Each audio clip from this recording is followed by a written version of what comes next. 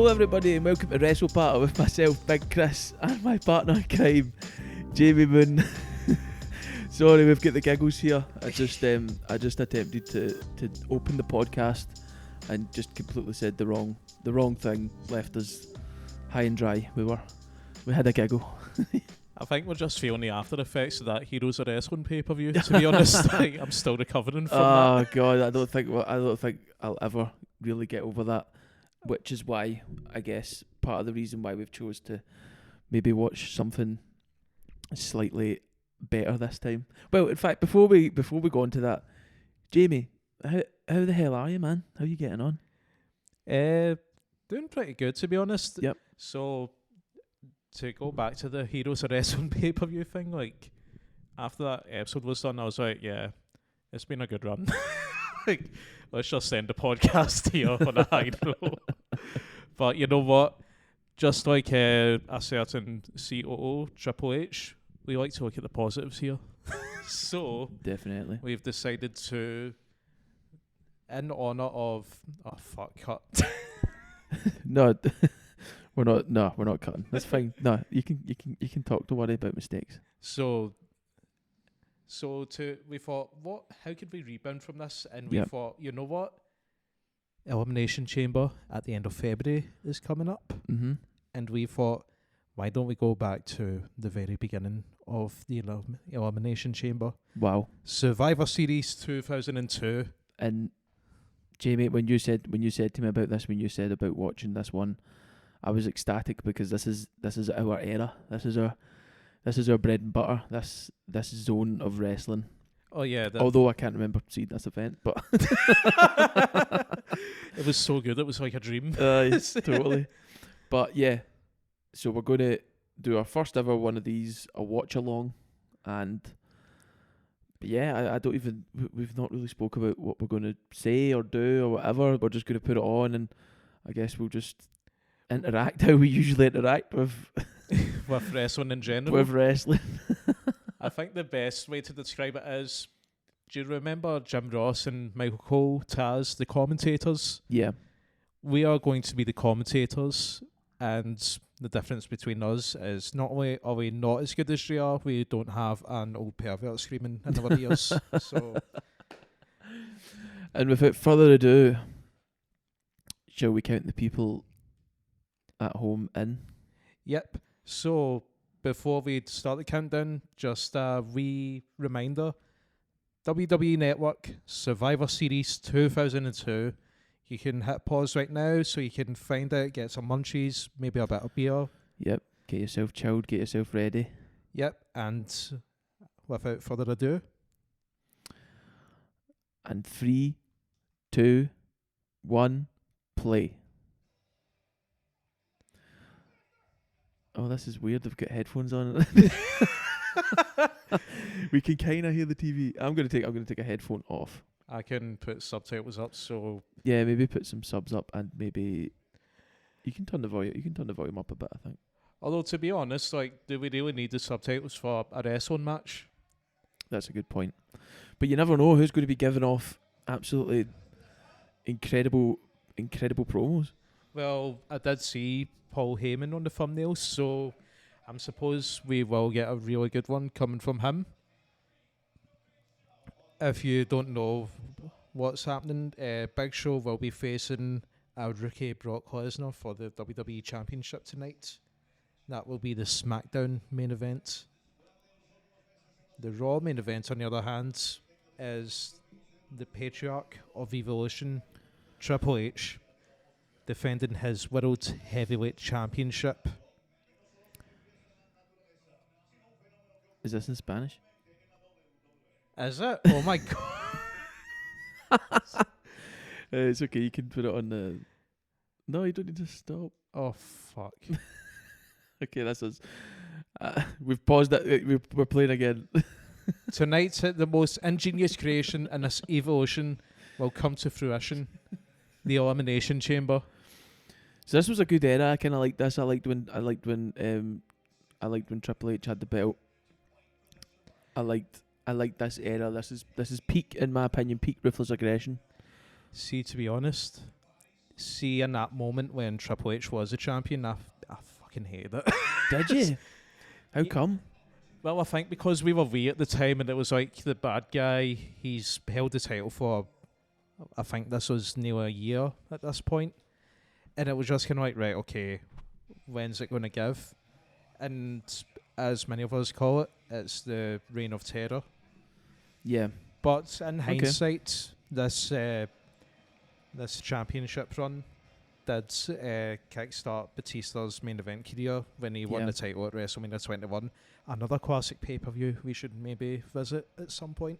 Yeah, that would be good. And here we are. The fireworks have went off. The chamber is in the sky. We are in the world's most famous arena, Madison Square Garden. Oh, is this from MSG? I never realised that. But look at this as well. Look how many signs there are then. I seen a meme about this the other day saying I miss when wrestling was like this. And see, to be honest with you, I do too, because not many people take signs to events now, do they?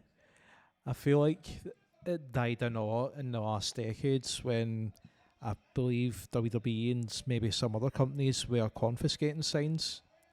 So there was like a, how would you say it, a rebellion against like obviously the Yes movement and everything, and like there was obviously, that wasn't a plans at first, but the audience won in the end kind of thing. Yeah.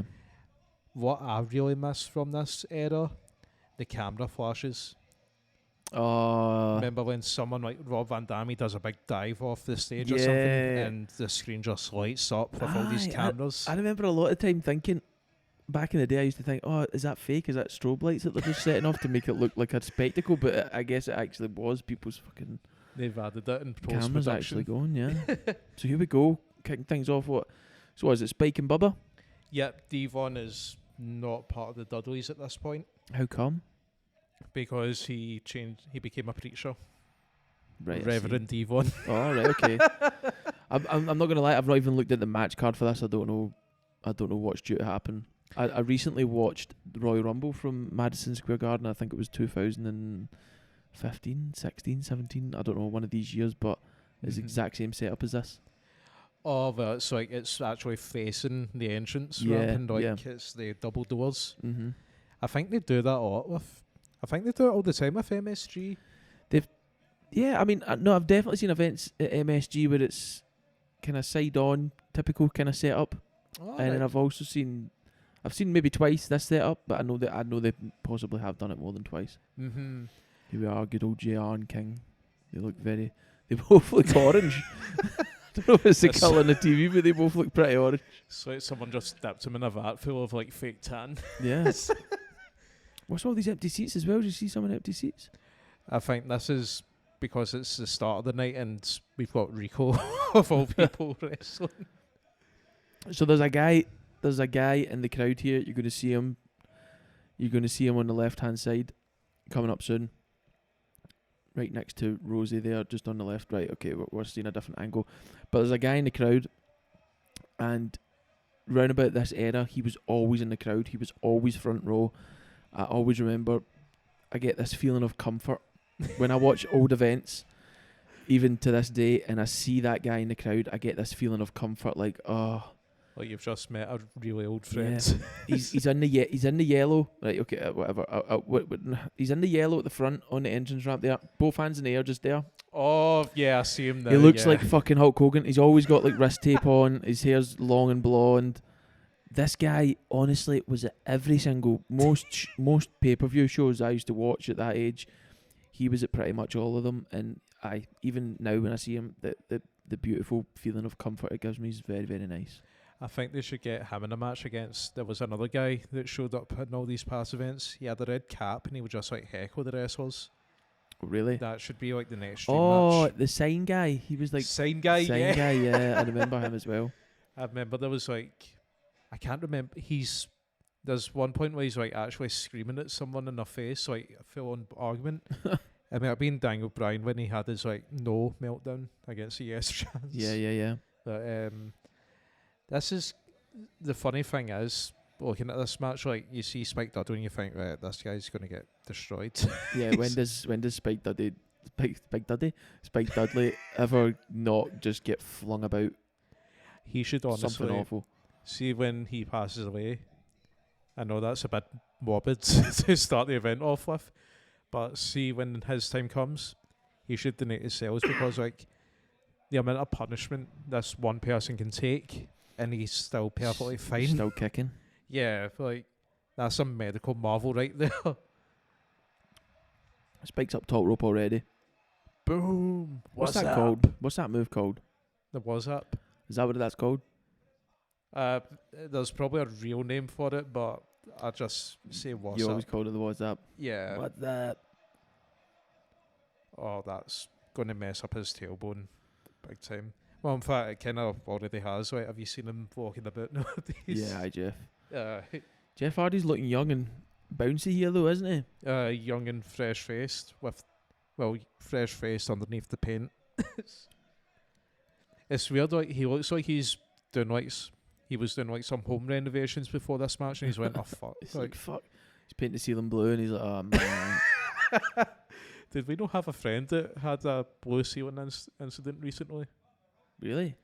He was like painting his sister's house. Oh god, aye. Oh Jesus. Basically, he done. It wasn't just the walls that ended up painted blue, and there was a lot of tears and heartache. Yes. He ended up looking a bit like Jeff here. He had a bit of a hard time. Yeah. And see Rosie. Am I mistaken here? Is that Umaga? Him just now in the blue shirt. Aye. See, so it was. Who is that? That's not Rosie, is it? Rosie's the other guy.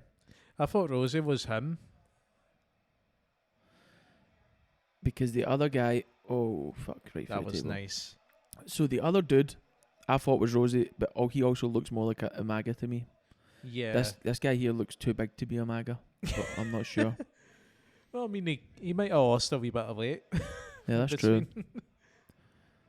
And the shirt's not really flattering. It actually looks like one of the shirts I would wear on a night out.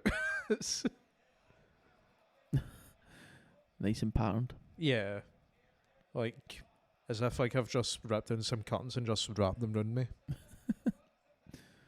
Maybe I should get fashion tips from Rico. Listen, it's mad what happened with Rico, isn't it? Because I barely remember his in-ring career. I always remember him as being like a fucking manager. I remember he was a jobber in the SmackDown v Raw games. Yeah. I suppose that. In fact, I think my favourite thing he's ever been involved in is the wedding of Billy and Chuck. I don't remember that. Billy and Chuck was... The gimmick was they were gay. Basically, this was the WWE's attempt of like portraying a positive gay couple on screen. Yeah. Rico was part of the wedding, and it gets officiated by this old guy.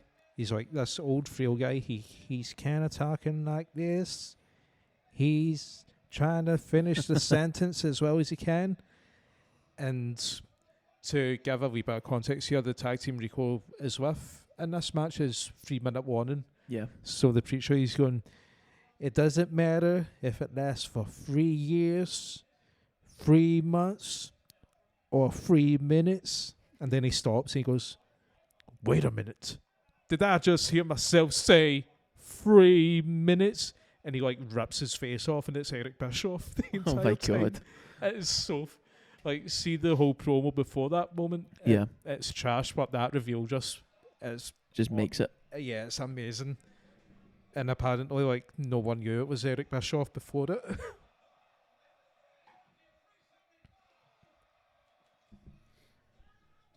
And now we're getting the comeback from the babyface team, Jeff Hardy hitting the classics. Is Spike Dudley being carried in the back? Aye, he got wiped out. Like, yeah, look, so in the brown on the left hand side there, that's definitely Umaga. Ah, right, okay. Yeah. And then I think that must be Rosie in the blue. So Rosie did continue to be Rosie until he eventually went off TV, but then he kind of this guy Jamal, is it? Yeah. Yeah. Jamal became Umaga. Umanga, as what we would call him. See, Rosie, is that him in the blue shirt there? Rosie. Yeah. He kind of looks a bit like Rhino. Yeah, you're right. It does have it does have a touch of Rhino about him. It's mad how tight everything is here at Madison Square Garden. You never realised it. I never realised it years ago, but now I realise how tight, like, how short for space they are when it comes to, like, the side of the ring and stuff. They've got the mats and stuff is there's not much space what you see when that they've got to move. It doesn't even look like there's mats there, just looks like pure concrete. Yeah, that bit they were at there with the tables definitely just concrete, isn't it? Oh, big time, yeah. Do you think Rico dyes his beard? Or? Yeah, I mean, I think he must do. It's so dark. Yeah. But just for men. Oh. It reminds me of there were people that had that kind of thing at my old place where I worked at. I used to work at a leisure centre when there was a pool when people had that kind of dyed beards. And the fear that the whole pool was just going to turn black as soon as it jumps in. Get in the pool and it's just this, oh no. Oh no, my hair dye's come out. I'm just like looking going, where are they? oh. Don't do it, Jeff. I mean, we Look at that. Look, he's got the disposable camera. The fan. Right, here we go. Rosie on the table. Jeff's climbed up to the top. This is exactly what you want for your opening match. Here we go. Jeff over the exit. Swanton. Through the table. And that's the clip from the Don't Try This at Home video. Is it? Yep. And if I'm right in saying, is that not when Jeff just fucking broke his tailbone? Yeah. Oh, did he break his tailbone there?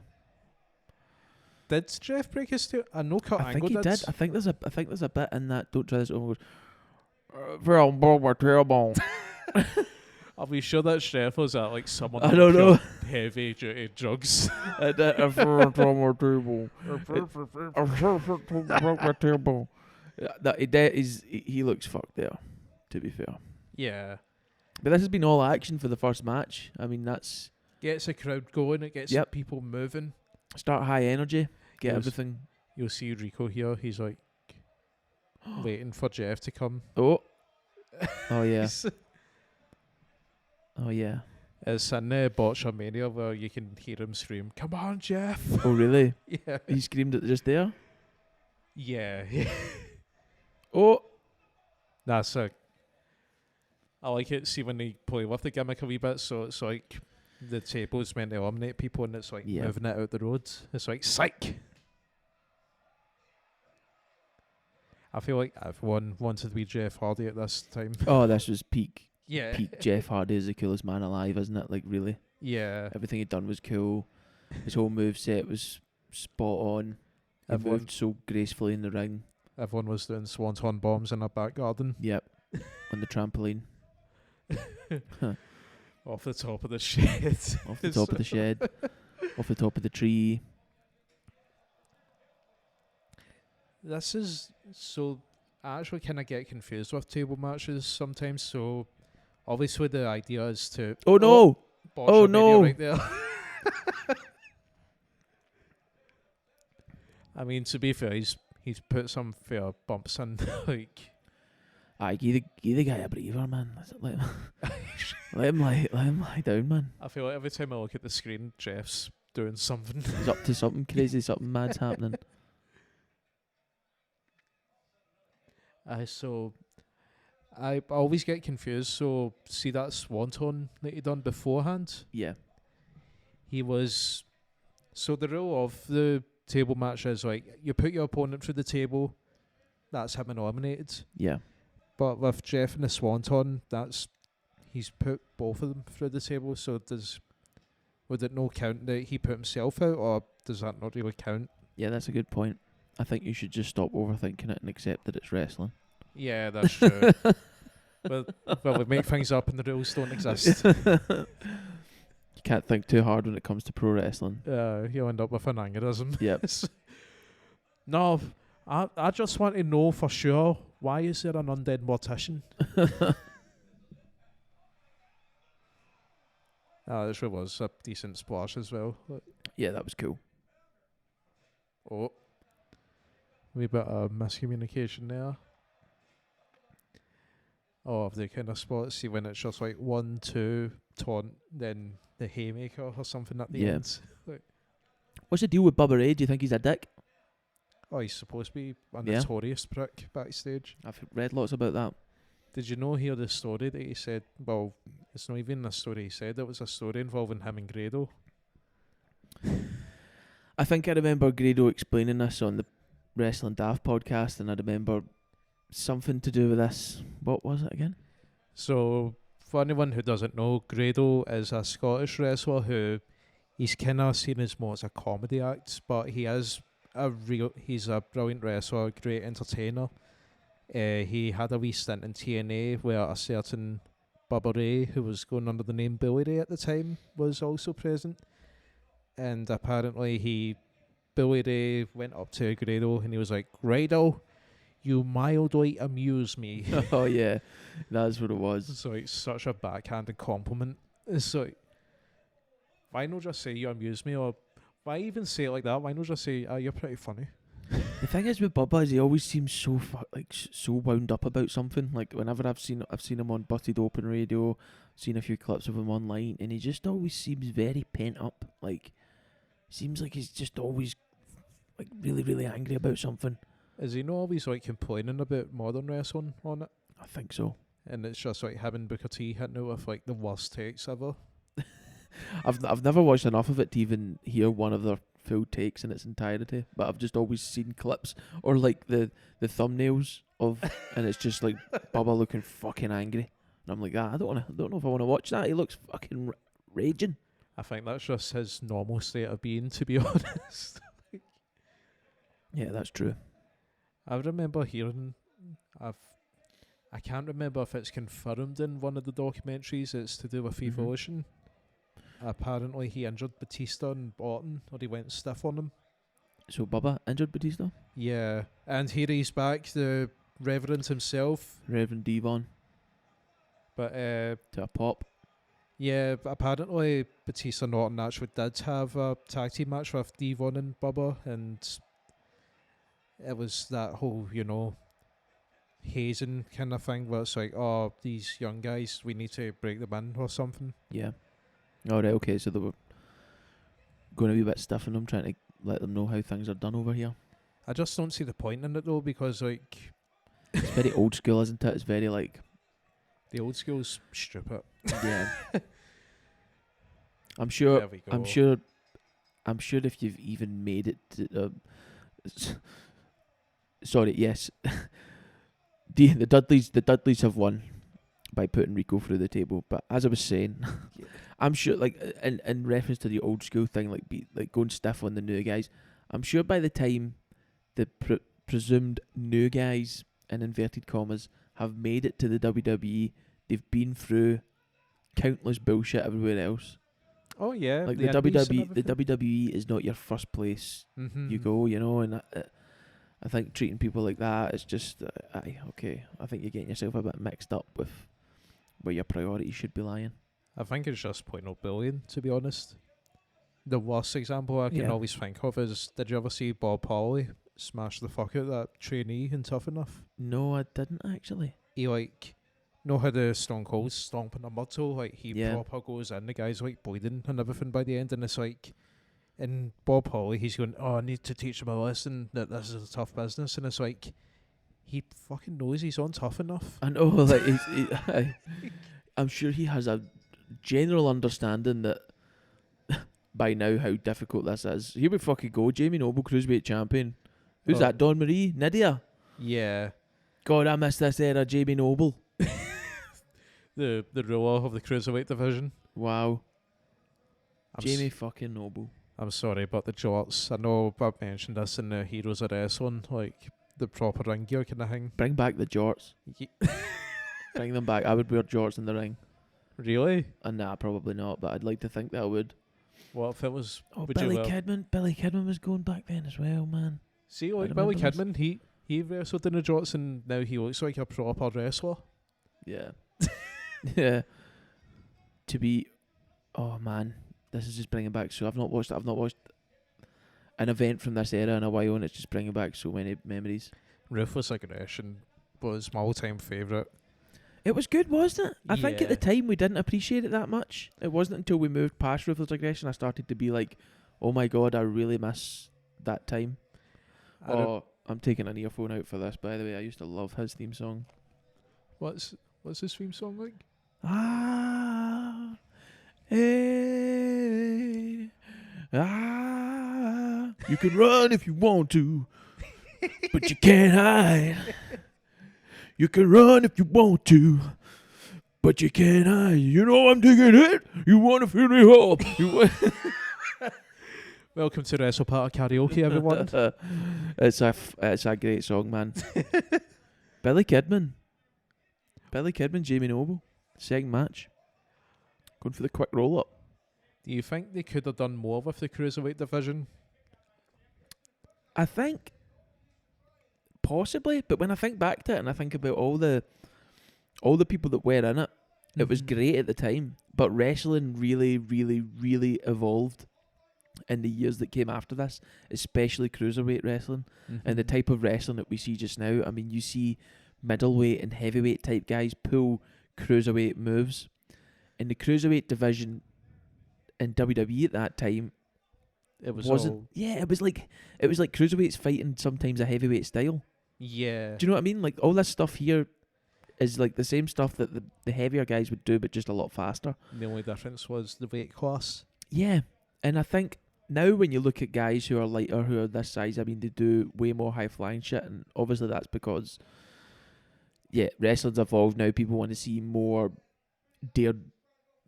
daredevil like stuff.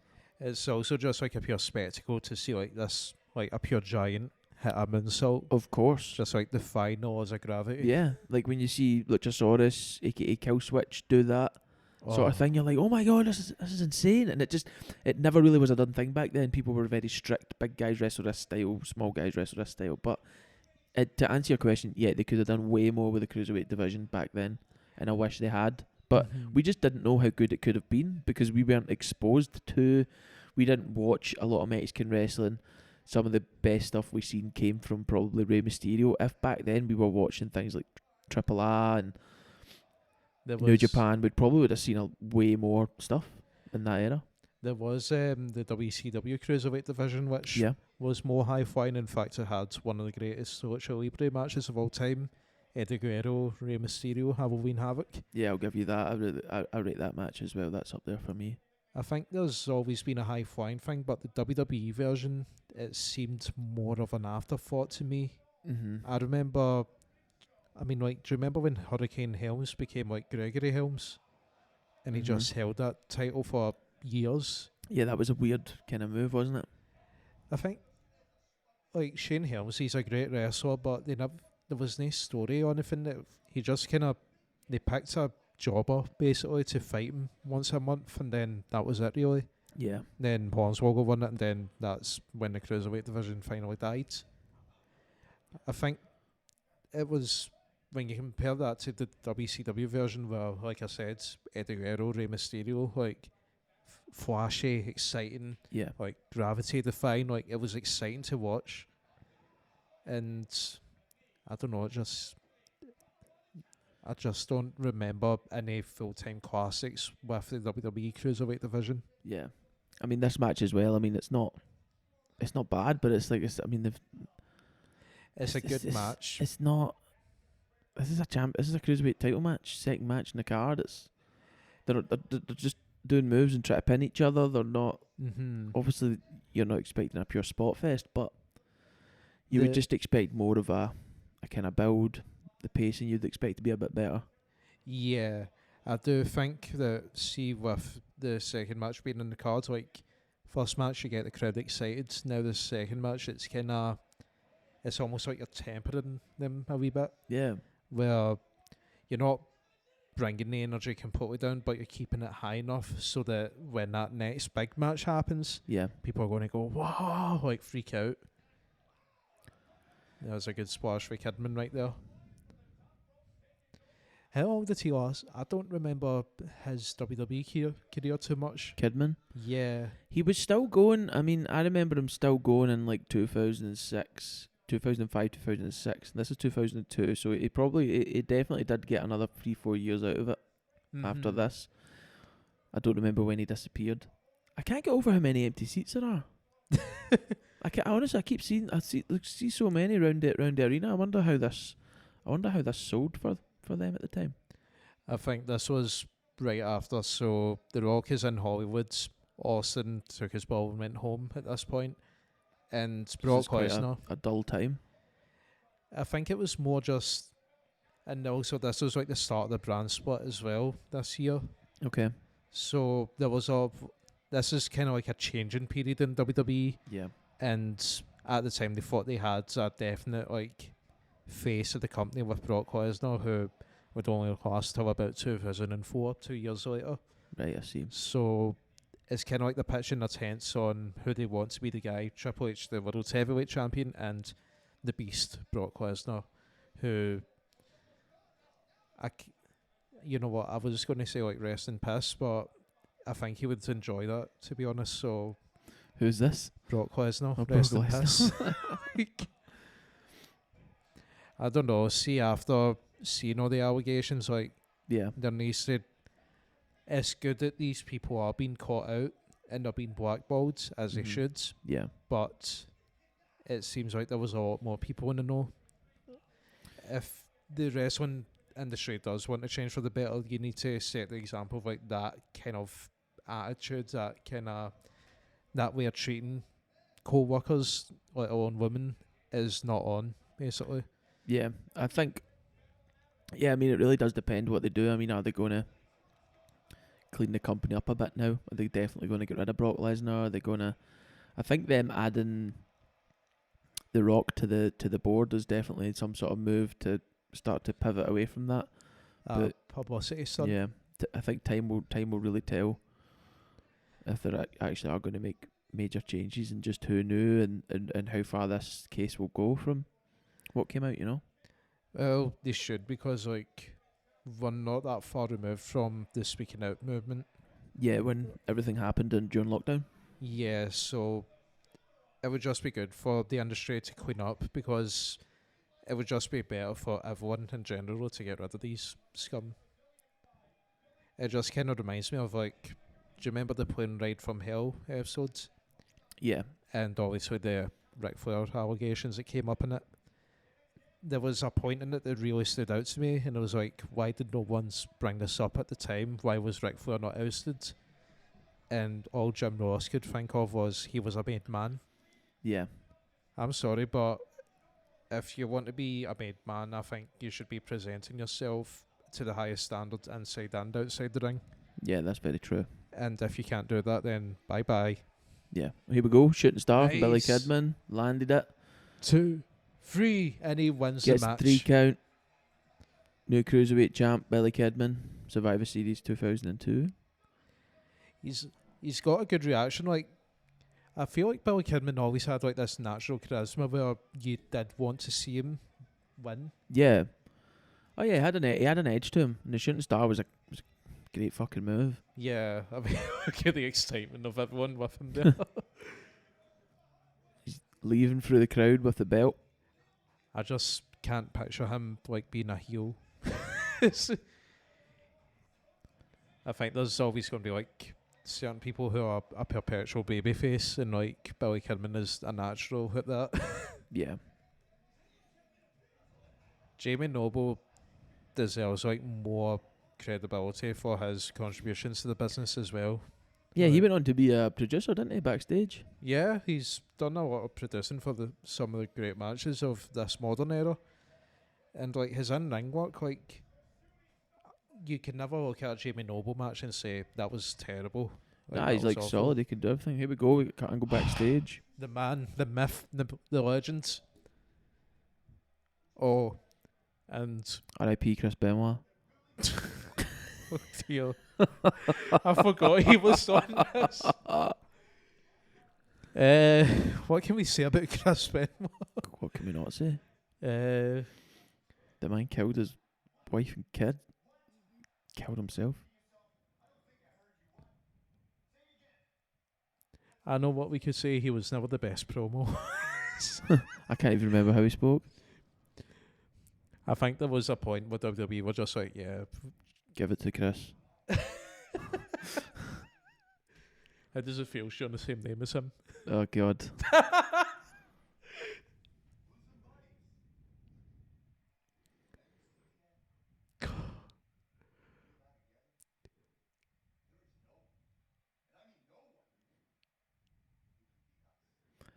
I don't ever remember them teaming together. Yeah, so they were part of the SmackDown 6. Right, okay. So, with Paul Heyman running the SmackDown, the tag division was run by the SmackDown 6.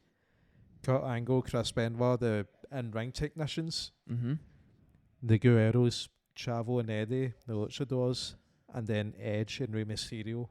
Oh, okay. And all these teams are in a triple threat match tonight for the tag team titles. Right, I see. Really great mix of styles, but they all gel together. I love Kurt Angle so much, man. He's good, yeah. He's so good. I don't like, because he is a beast. Like, he's obviously a machine in the ring, but I think what also helped his presentation was the fact that he was like a pure geek in the backstage moments and everything. Yeah. Oh, look at this. Oh, that's Ivory, isn't it? Victoria. A mad view through the ceiling. How did they get a camera up there? I don't know. F view. Ah, I get it. Oh.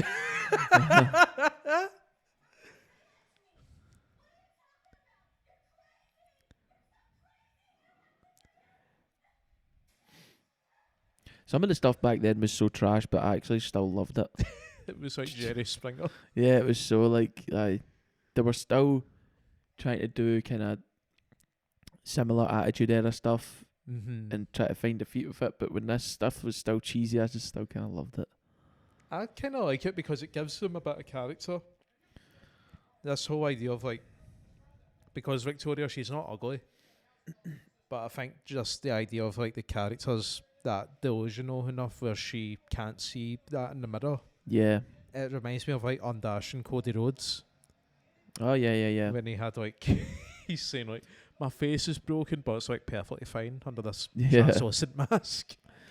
So is this next then the Women's Championship, Hardcore Rules, Trish and Victoria? This is a really fun match. Is it? Do you remember this? Yes, it's a short one. It's only like 7 minutes, but as you can see, the story here is like Victoria's jealousy of Trish Stratus. Okay, I see. So the hardcore match is more of an opportunity for Victoria to ruin Trish's face and good looks, as well as steal the title from her. I know we kind of made fun of the women's division back in this era. Like, I think it was the first episode, but see, come to think of it, like, see matches like this, there were some really good ones. And Trish Stratus, like, and Victoria, a lot of them don't get the credit they deserve, just like Jamie Noble. I think that's the sad thing, is because back then it was like there was lots of women's matches that were just like bras and panties and pillow fights and stuff, that when the good match came along, it got mixed in with everything else. So when you look back on the era, it's hard to remember the good. You just remember, oh, everything was just like that. But you do forget the good stuff within it. Yeah, you remember them fighting over the Playboy cover Yeah. more than the actual women's championship. Yeah. Speaking of which, want to know what's an all-time classic women's match? What's that? Trish Stratus, Mickie James, WrestleMania 22. Alright, okay, yeah, I remember that. I remember WrestleMania 22. Yeah, that was a good one. The crazy stalker kind of story and everything. Like, Mhm. that really helped jumpstart Mickie James's career. She played that role to perfection. She was really, really good at that. She kind of reminds me of, like, remember Margot Robbie, his Harley Quinn in the Yeah. superhero movies? Like, it's that whole kind of vibe. Like, Mickie James will go down as like one of the all-time greats as well. Yeah, and for good definitely. reason. Definitely. But God, like, I don't even remember Victoria's song here. I don't remember I don't remember much it. of Victoria's like presentation either. I do remember her being scary, and I remember in TNA, her TNA run after this, like, she was obsessed with this spider that she had for some reason. Obsessed with a spider. Yeah, that was a character. Like, she just loved this spider. That's crazy. Yeah, I remember being pretty scared of Victoria back Yeah. in the day. I think everyone had a crush on like Trish Stratus when they were younger. Oh yeah, So, that was. like, I was to be- Trish Stratus and Tori Wilson. yeah. The dynamic duo. Yeah, To be fair, and Stacey Keebler when she came in. Stacey Keebler, like George Clooney, fucking lucky man right there. George Clooney got with Stacey Keebler. They were married for a while. What? I think she wants to like start in Hollywood afterwards, like do That's mad. movies, but never really picked up. Okay, so this is underway. Victoria just strangling the hell out of Trish Stratus here with her jacket. Got some weapons tied to the ring posts. This isn't just an athletic competition, people. This is personal. This is real shit. Yeah, this is so real that you would want to beat someone to death with a broom. Bit telegraphed there. I love it. Let's see when they do this like weird martial arts kind of stuff with the weapons. Aye. I like that. That was cool. The whole like flipping back over to like Yeah, get yeah. the cane on the front.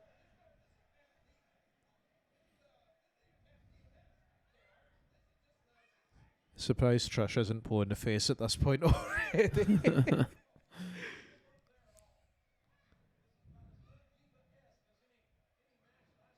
And there's the legend himself, Charles Robinson. Charles, I know it's a hardcore match, but someone's sort of getting hung in front of you. Charles Robinson, absolute legend. Is he still going? I don't remember. I can't remember the last time I seen Charles Robinson officiate a match. I don't think he is, I don't think he is. He does have fabulous hair though. Like, Oh, yeah. Lil Nate.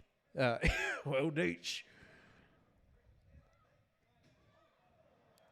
You got a lot of like see the trash can ones and everything. Like, they're obviously not heavy duty kind of metal, but Yeah.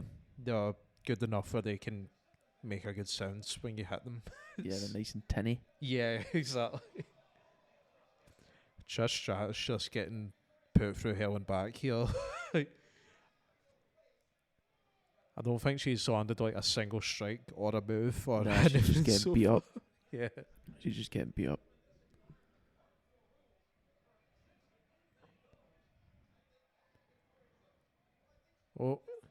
Oh. That was like a senton noise drop kind of thing. Yeah. Yes, like. Oh, rock the boat. And here comes the trash can. Another bin. Yep. I know I sound pure American. The trash can. The trash can, get the trash can. The trash. We'll put it in between the ropes. If you want to know why we use American terms sometimes, it's because we've been watching this stuff Yeah, our whole for lives. too long. Yeah. Oh, she's going to get shot right into Oh. there. Oh. Oh. Oh. Nice. I believe, I can't remember if it's this part where she gets injured. Who gets injured? Victoria, like, you'll see her nose gets busted. Do you think it was there when she just kicked the bin off her face?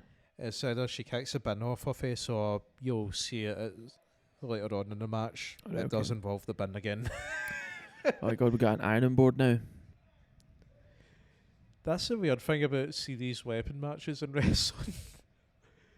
Like, I've been so I've kind of helped like set up wrestling events and everything, and it's kind of stressful. Like, you're kind of getting the ring together and Yeah. the chair and the seating and everything set up. Mm-hmm. So in kayfabe, someone's thought, we need to get the ironing boards in here. Like, that makes perfect sense for an athletic competition. When you set up for hardcore matches and stuff, did you have an ironing board? We had ladders, we had a barbed wire table, which is much more normal than an ironing board, apparently. Easily found. Yeah, It's actually a nightmare. See when you're a ring crew and you have to like get them out the roads while the match is still going. Like, What, get like the weapons and stuff out the road? so like if a barbed wire table is being used, it's your job to get. Oh, so have a look at this. Keep an eye on that. The lads here.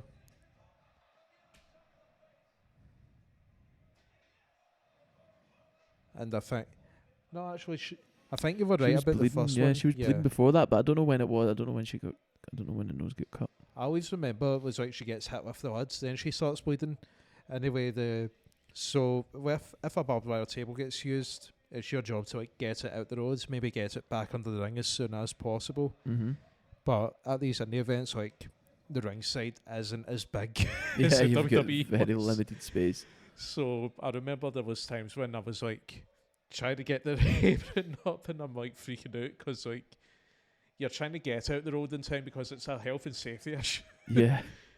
It does work, but yeah, it can be a bit terrifying in the moment when it doesn't go precisely to plan. And see the barbed wire on the table, was it gimmicked or was it legit? Oh, it was legit. Yeah? Yeah. That's cool. I'll have a.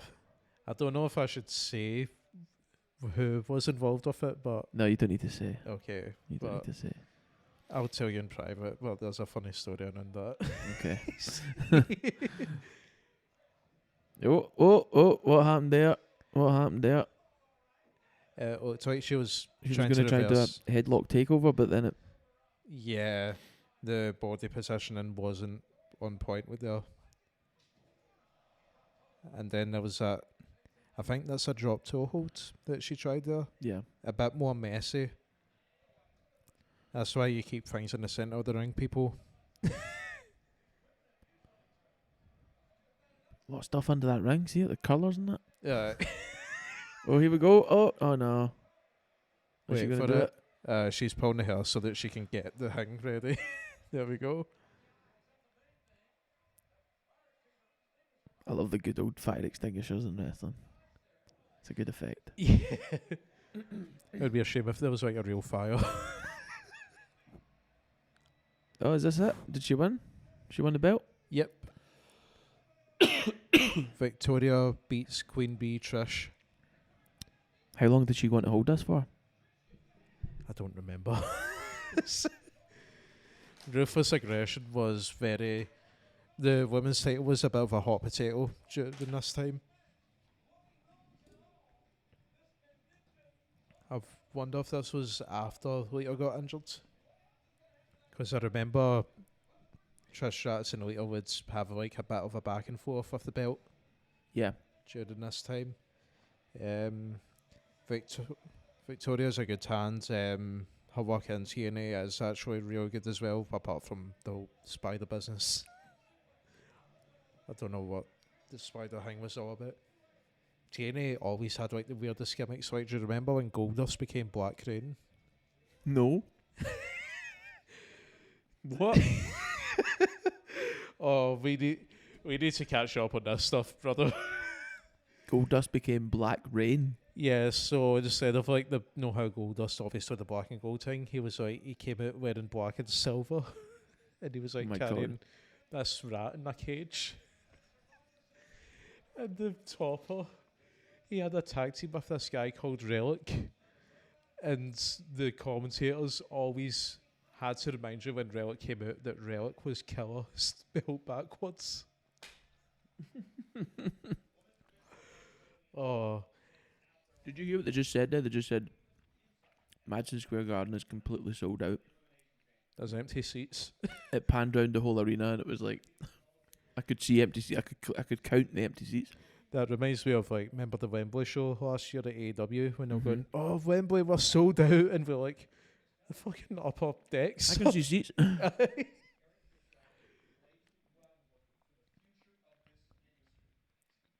Eric Bischoff with that dyed hair. You're not fooling anyone. Easy E. And there he is, the Big Show.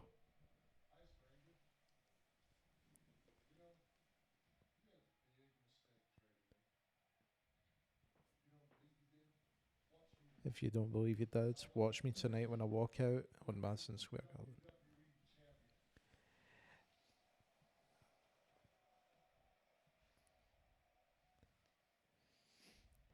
And there he is, the most disgusting back tattoo of all time.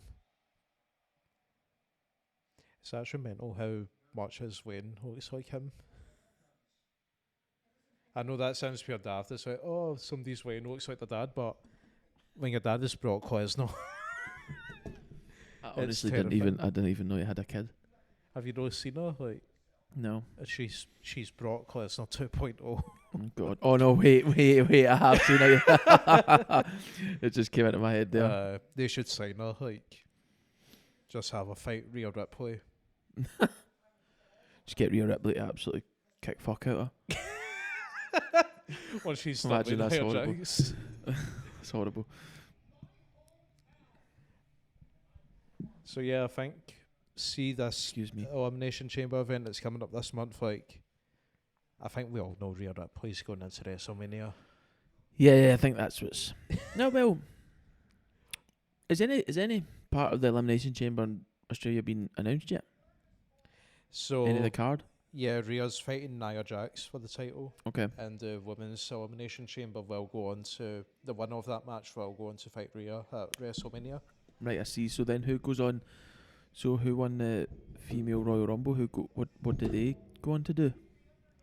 The Bayley. So Bayley is part of the Damage Control group. Mm-hmm. She's now gone rogue. She is on her own against Damage Control. And I know people are saying, "Oh, Dakota's not betrayed Bayley." It's Dakota Kai. It's in her nature to betray her friends. Okay, I see. So I actually want Bayley to win the title in the main event on night one. She's been a good hand her whole career. She's had some of the best women's matches in the modern era. Both her matches with Sasha Banks and NXT being standouts. So who will she face at WrestleMania? Io Sky. Io Sky? Yeah. What belt does Io Sky hold? The SmackDown Women's title. Right, I see. Sorry. Yeah, that's fine. Like, get confused. But do you want to stick your mic up? You can stick your mic up. I know it's came off. No, it's the whole harness came off. So when you go, you can fix it. You can fix it. Take your time. You can fix it. We've got plenty of time. Okay, so Big Show is on a rampage. He's throwing people about. I'll cover this. Okay. So I think we're getting Big Show and Brock right now. They're showing the VT for that. We're going through their kind of build up. We're going through their build up to this match of the.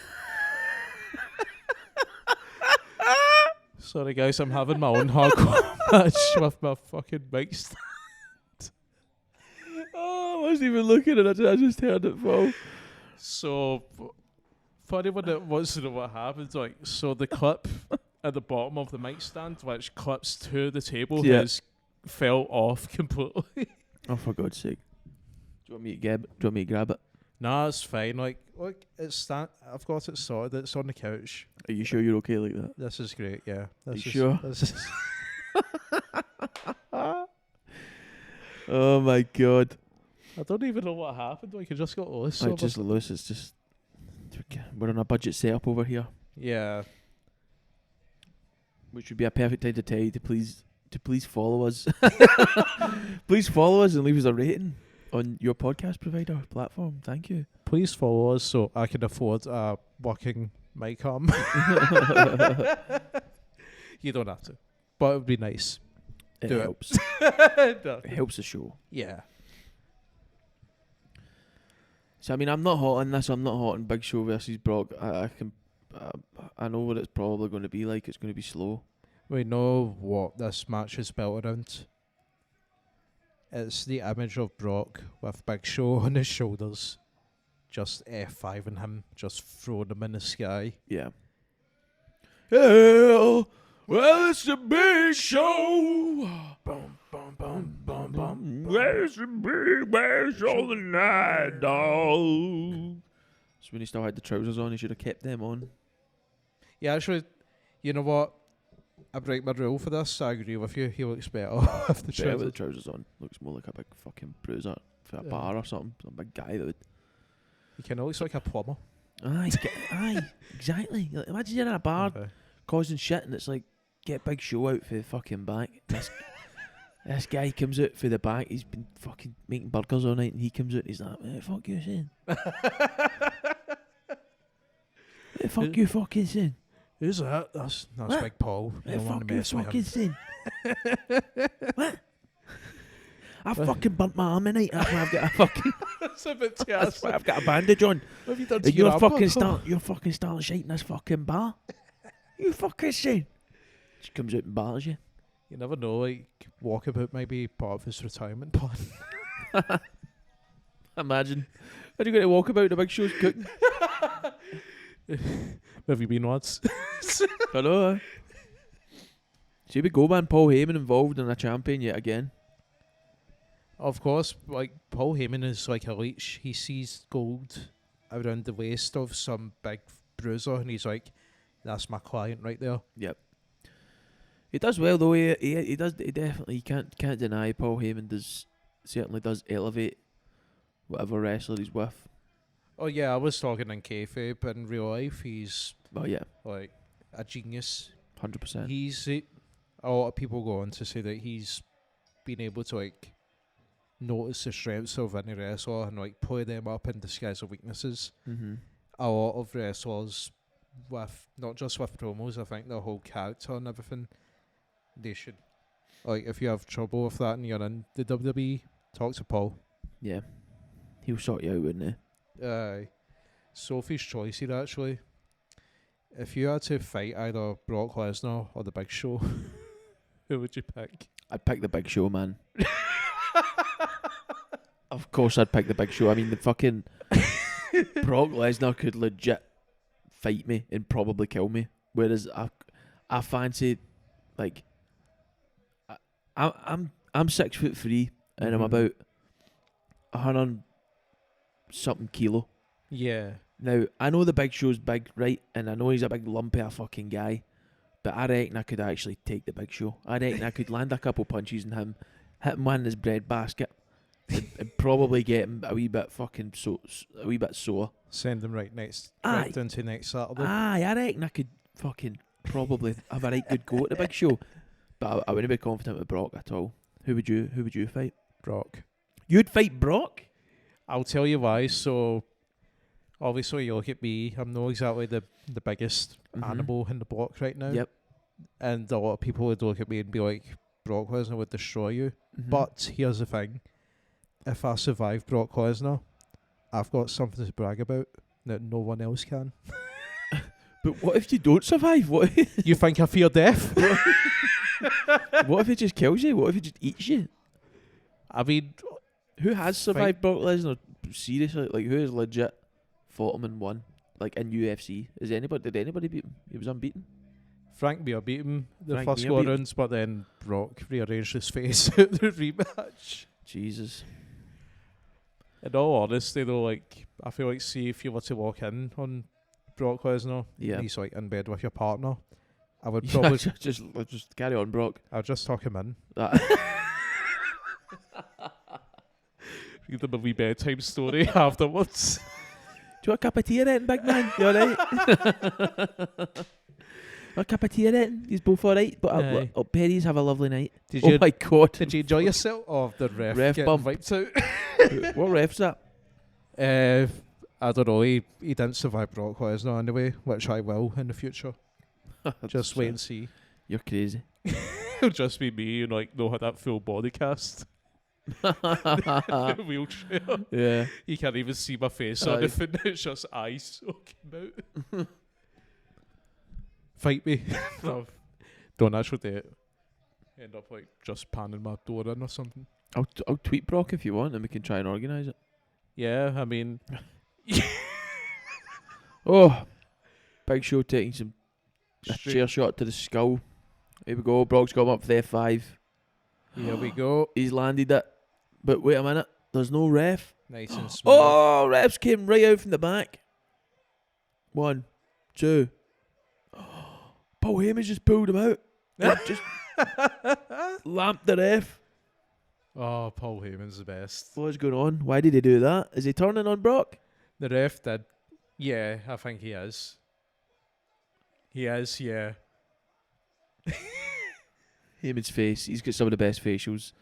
Oh, the idea of like he's like he's acted out of impulse and he's like, oh fuck, It's like shit, aye. what have I done?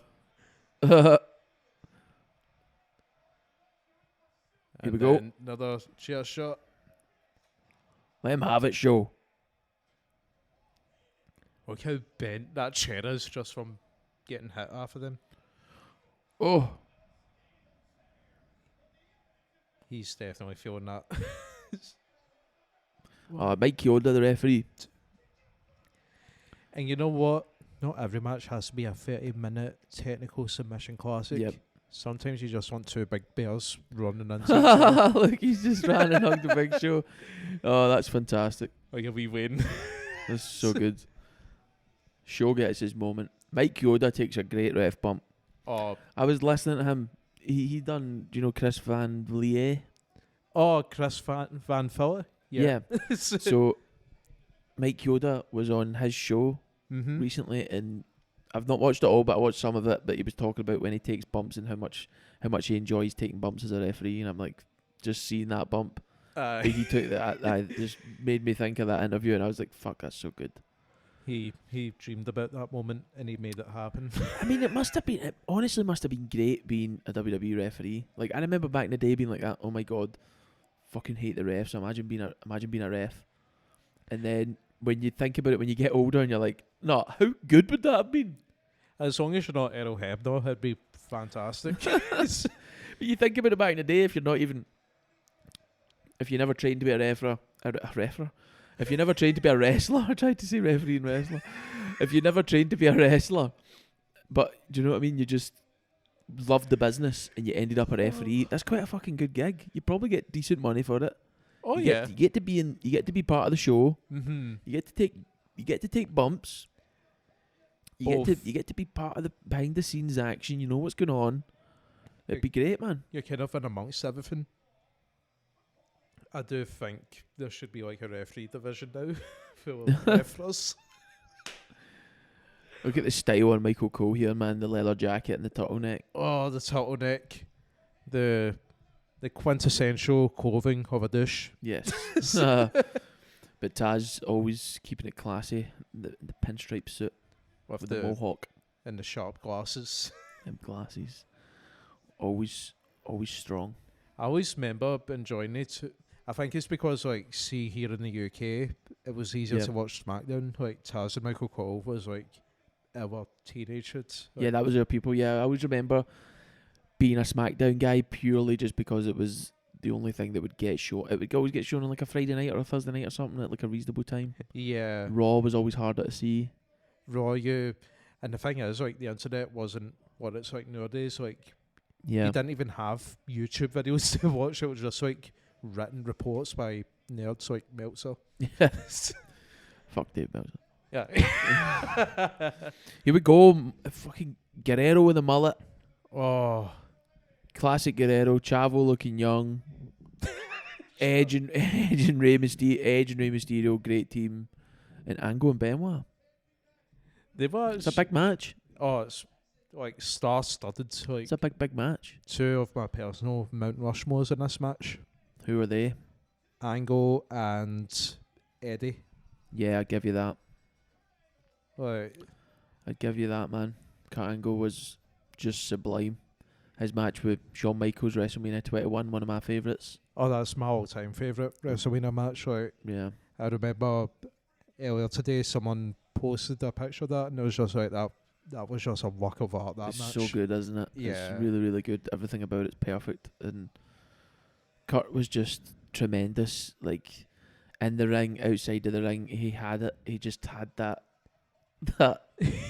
He could make you laugh so much, Yeah. but he was also just so good at making it seem like he was really annoyed, and like he really blurred the lines for me. I used to always think, is Kurt Angle really this angry? Like, Yeah. he was so good. I just always loved to see when he was like outside the ring and he's like backstage moments and promos, Yeah. and he's like this geek that drinks milk and everything. But then once that bell rings, he just turns into a He's beast. an absolute crazy psychopath. You knew shit was going to go down as soon as his straps came off. Oh, big time. That's when Free the he was nipple. he was getting serious. Yeah. As you can see with this promo where he's fighting his own tag partner. Will they not get along? The Tag Team Championship. Angle and Benoit. Edge, Mysterio. So this is part of the whole SmackDown 6 saga that's kind of recapping everyone up for this match. This was when Edge, people seen the potential of him as a main eventer, but he wasn't quite there yet. Still had a good few years to go, didn't he? Yeah, I think. Because, I mean, all the other talent in this ring with him, he must have learned a lot of valuable lessons as a wrestler during this time. Oh, big time. Big time. I always thought that was cool with the 619. See when Ray hit it with the corner. Oh yeah, he used to grab the post and swing round. Yeah, I always thought that was like the coolest thing in the world.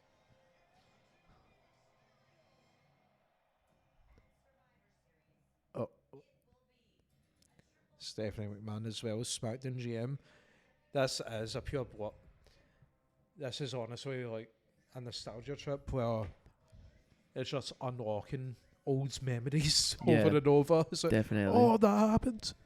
You forget so many little parts from back then as well, just because we were so young, and like you obviously just don't retain. You retain like the biggest of things you can remember, but when you watch it back, it's just like, oh hi, yeah, oh that happened, oh right, okay.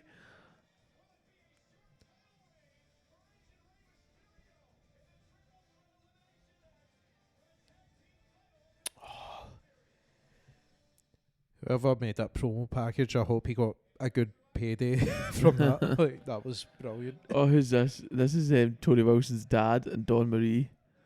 Wait, what? Yeah, this was the storyline at the time.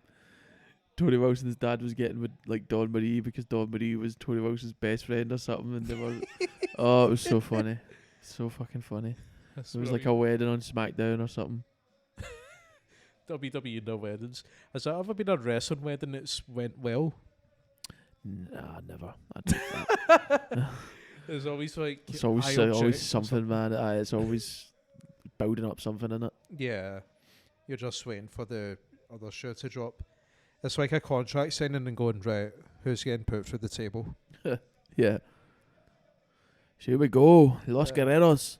Are you okay to tag solo for a second? I need to use the restroom. On you go. I'll gently place. Yes, gently place the mic.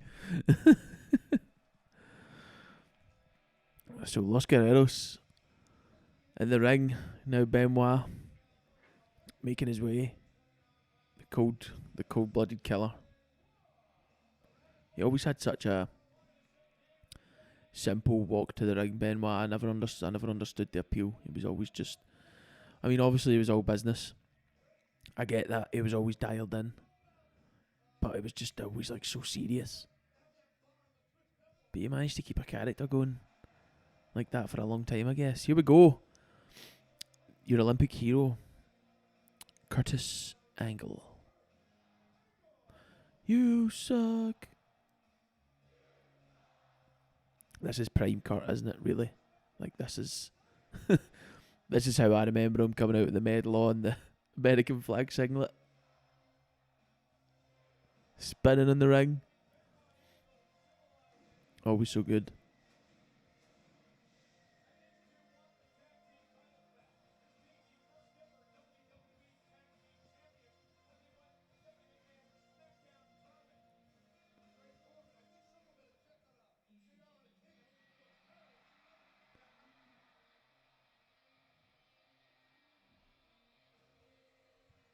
Oh no, what music is this with Edge?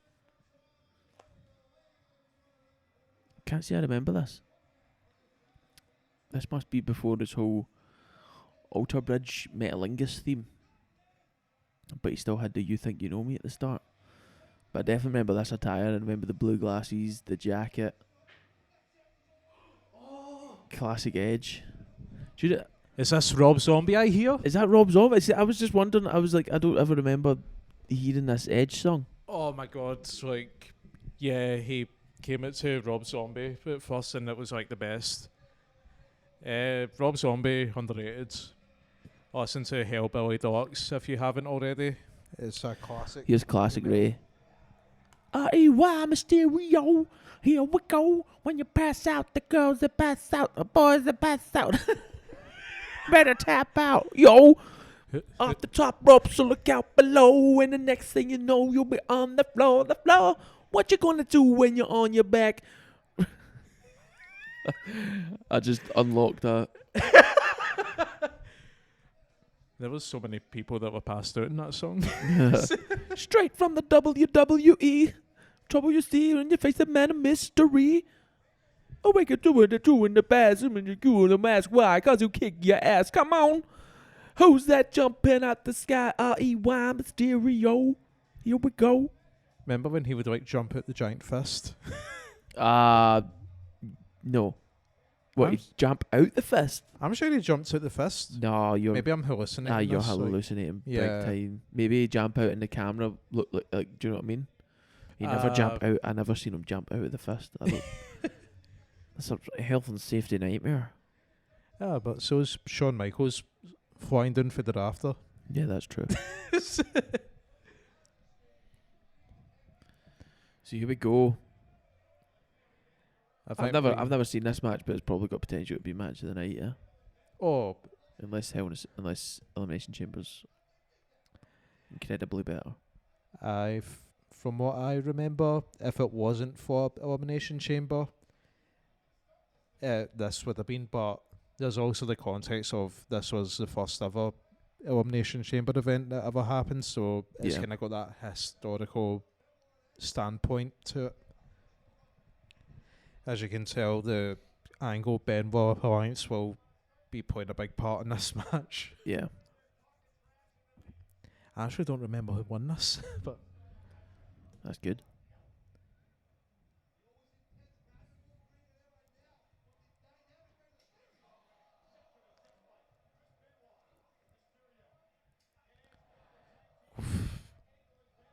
It's just such a good era, this, isn't it? Because nobody's too old yet. You can see the sharpness in them. I don't really think age is a factor with wrestling. I mean, like, you see Dustin Rhodes and that nowadays, and I think that's it's true. just ability. Like, can you true. go? Can you still do it? Have you still got the cardio? Mm-hmm. Can you still put everything together in a quick enough manner? Yeah. Can you be fast when you need to and slow when you need to?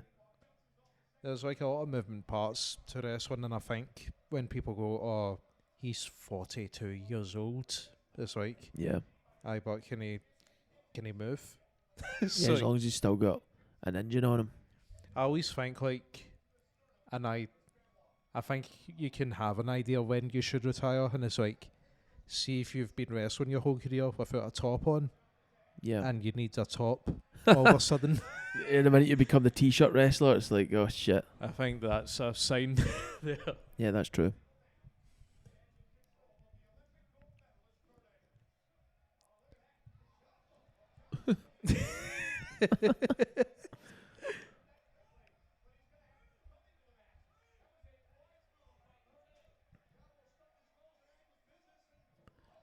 How long had Eddie Guerrero been in the company for by this point? So this is 2002. Him and Malenko and like the Radicals, they only came in at like 2001, the year prior, I Oh, think. really? So it's just very, very fresh at this point. Yeah. Yeah, he done so much in such a small amount of time in WWE. Yeah, when you think about it, he actually did. 4 years, main evented WrestleMania, World Heavyweight Champion, beat Brock Lesnar, and survived to tell the tale. Yeah, he actually accomplished, quite a fair amount in such a short space of time, considering how long he actually had. I think you could always tell that Vince had a soft spot for him. You can kind of tell, see if you like the videos of them backstage, and they're like, I always remember that video of like Eddie when he's holding the belt and he's like hugging Vince. Yeah. I feel like you seen moments like that, and you could tell that they had like a great relationship with each other. God, you remember when Eddie Guerrero died and how distraught we all were? Time stood still. It was so just out of the blue, wasn't it? That was Mhm. maybe the first big wrestler death that we can remember, that we lived through young, that we really remember, and it really actually shook us because we were like, what? A very big, lovable personality, and it wasn't like, because obvious he did have his issues with steroids in the past, Yeah. but by that point he was clean, and we all thought, oh, like we're in the golden era with Mhm. Eddie, and then it was before Survivor Series 2005. Mhm. That's when the news broke, and yeah, see, to be honest, that I think that played a huge part in Chris Benoit's mental decline. Yeah, I think so too. Yeah, a lot of things usually point to that, don't they, with the story with Benoit? Because you see obviously they do the tribute show for Eddie, Mhm. and like everyone's in the interviews about how he was a great guy and how they got along and fantastic athlete. The whole honest like truth behind the man. Yeah. And it cuts to Benoit, and like he can't even like finish a sentence. He's like full blown sobbing. Jeez. It's I think that was the start of like the dark periods of wrestling for us. Yeah, definitely. That, and then the tragedy the year afterwards, like I think it really did set it back big time. What was the tragedy the year afterwards? The Benoit. Oh, that was directly a year after? 2006, 7. Wow, It was jeez. something like that, yeah. So it was very close together. And then obviously to make it them seem like because obviously like advertisers and that, they don't want to be sponsoring events when that kind of news happens, so Yeah. I think that's another reason why they pivoted to the PG era as well. This is just speculation on my part, but I think when you can take a step back and like see the domino effect of like these events and how it changed the industry for the years, like, Yeah. you can kind of see why certain decisions were made. Yeah, why they made that move and stuff. It's a smart business decision probably, because it's now propelled them to where they are now, where they're probably one of the most dominant. Mm-hmm. Well, they are the most dominant wrestling company in the whole entire world. I think it's for the silver lining that you can get from that whole thing is the CTE thing. Yeah. How wrestlers are getting taken better care of, Yeah, definitely. especially compared to then. The tragedy is that it shouldn't have ever gotten to that point in the first place. Yeah. I think CT as well was just not really known or paid attention to as well, was it? Like, it wasn't really a known No, thing at that stage. it's still a relatively new thing in the NFL, is it not? Yeah. It's still something that they're still studying, I'm sure. I'm kind of shocked because like you're taking nasty bumps. If your head is involved, like there's definitely going to be some sort of like trauma to the head. Yeah, 100%. It But has a knock-on effect. yeah, Pardon the pun. So it's a good start to the match. These guys are absolute pacing geniuses when it comes to starting a wrestling match. Nothing gets rushed here. yeah. Everything's getting worked slowly but surely. Getting into it. Keeping Mysterio on the ground, making sure he doesn't take off at any point.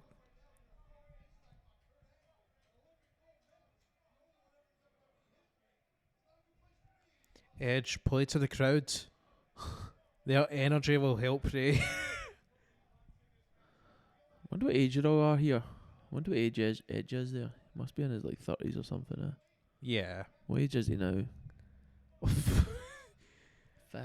40s? 50s? Late 40s, early 50s, I'd say. Can still go. Something awful.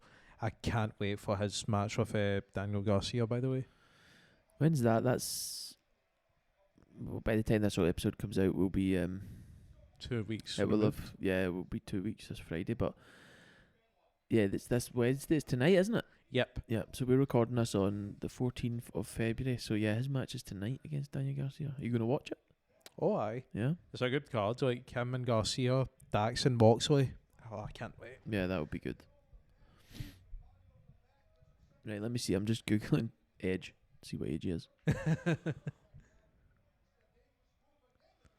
So Kurt Angle keeping that headlock on Ray. Ray trying to fight out of it valiantly, I might say. Kurt Angle, often him, great display of strength. Ray counters. Angle counters back. And, Yeah, Edge is 50, dead on. dead on the 5-0. Excuse me. Yes, dead on the 5-0. Jeez, oh. October 30th, 1973 he was born. What a career. Crazy. Oh. Swift kick to the face right there.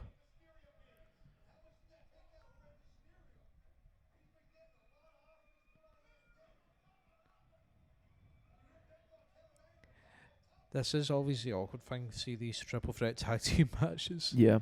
You always just have one team in the corner. I know, just not having much to do. Yeah.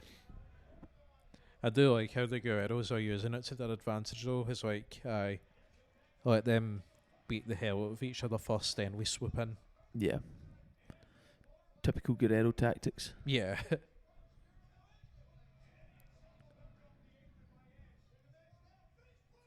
I miss that move, that face buster move Edge used to do. Yeah. It's like, I don't know, it's the way he positions, like, with the hook of the arm and everything. Like, I just always thought that was cool. Had like a good bounce to it. Oh. Not Edge and Ray, sorry. Eddie and Ray. Yeah. What's The happening here is Eddie and Ray, best frenemies. Oh, that's great. Aye.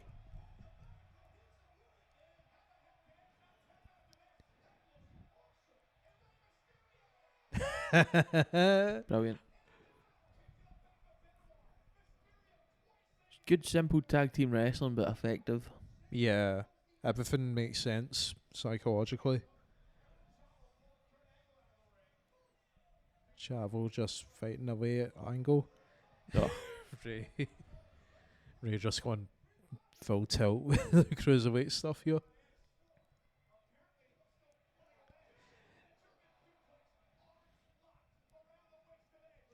Eddie going up top.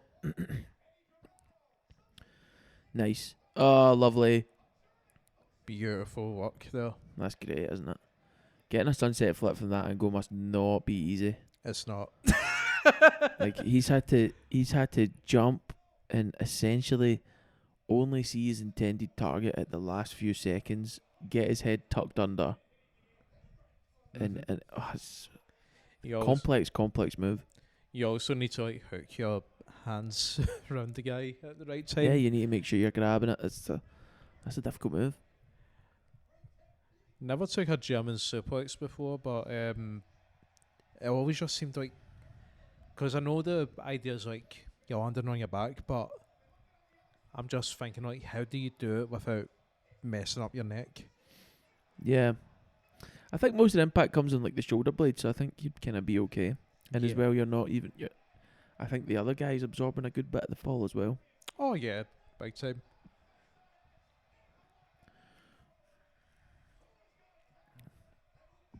Big Kurt just locking it in now.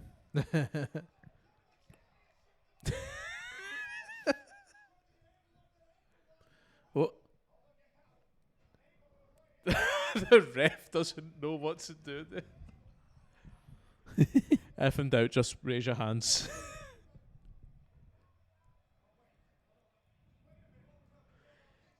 Here we go, that dissension we were talking about. Oh yeah.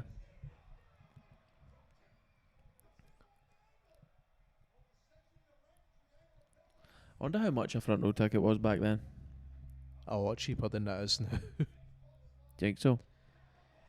Oh, definitely. I think definitely a lot cheaper than it was. But do you think it was relative to the time? Like, it was probably like between $500 and $1,000. Yeah. Whereas now like it's probably between $5,000 and $10,000. need to like take it on. Yeah. Just to go. I think that's always been a thing as well, where we keep saying, "Oh, WrestleMania, Yeah. you need to do it one year," but then it's like the amount of money Thousands just of to get pounds, to isn't it? America. It's thousands. I'm sure we will do it. It's a thing you just need to tick off the list, isn't it? Aye, the wrestling fan bucket list. I think they'll do Wembley. WrestleMania, do you think so? I think the fact they got John Cena coming out asking about it last year in the middle of a pay-per-view Mm-hmm. shows that they're definitely interested. Yeah. And now that AEW's already done it and they've seen the turnout for that, they're thinking this is a good chance to make some good money. Yeah, I mean, it would sell out for sure. Yeah, big time. And it's a good fucking venue. It's huge. It's like, it's weird because like it's in its own wee district as well. Like, no, what I mean, like there was like the Yeah. streets with all the stalls and everything. Like, you could do so much with it Oh before yeah. you even get into the stadium as well. Oh yeah, it could be such a big spectacle. Yeah, just get a big wrestlers parade or something.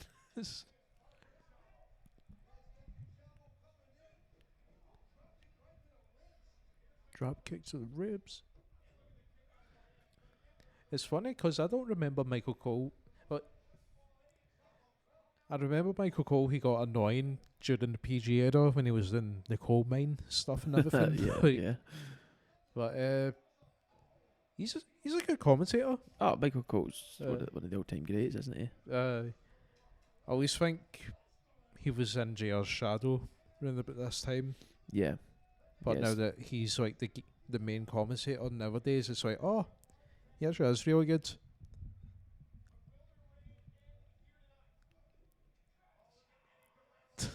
Classic Guerrero.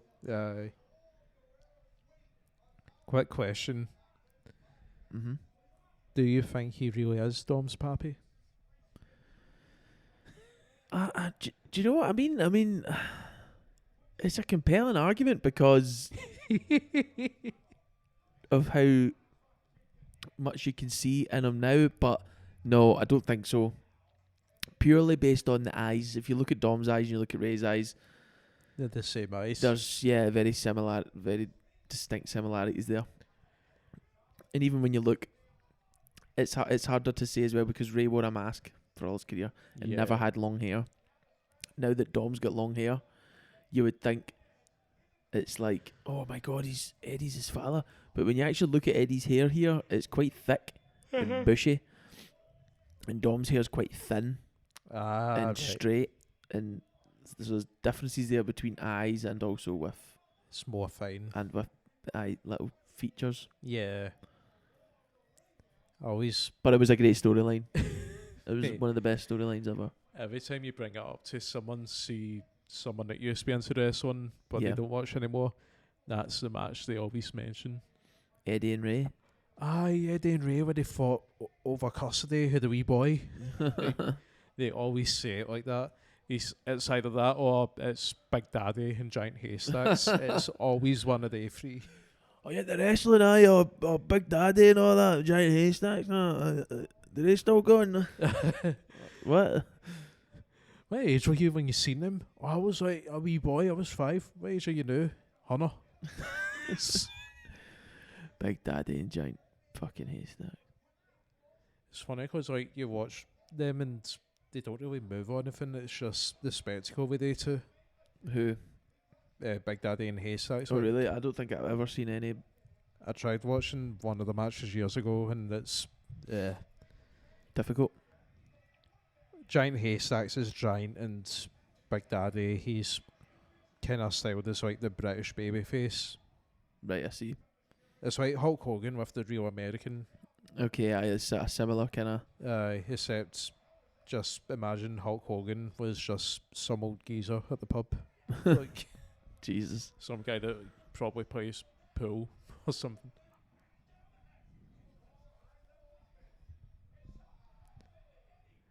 I don't remember this match being this long as well. I'm enjoying it, but I Yeah, can't. it's great, but I know what you mean. I wonder how many more matches are left after this. There'll be another one in between this and the Elimination Chamber. So there's Oh. like one more. I know this because there's one of my favourite moments at this event. That doesn't have to do with any particular match. Just one of your favourite moments. Yes, a debut of a superstar. Okay. You'll know who it is, exact. Like, As soon as it happens. yeah.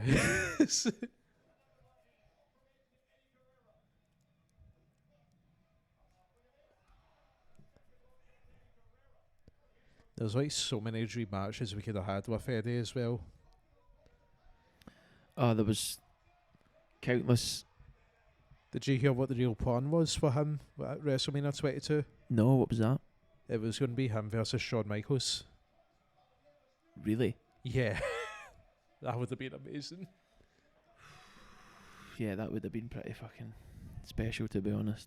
But instead we got the PG version of DX. Oh, here we go. This might be it. Yeah. The Guerreros win. Los Guerreros are the new champions. There's been a lot of belts changing hands tonight. I know it's like a, what would you call it? A full sweep, a rebrand? Yeah, I don't know what you'd even... Is that you taking pictures of the...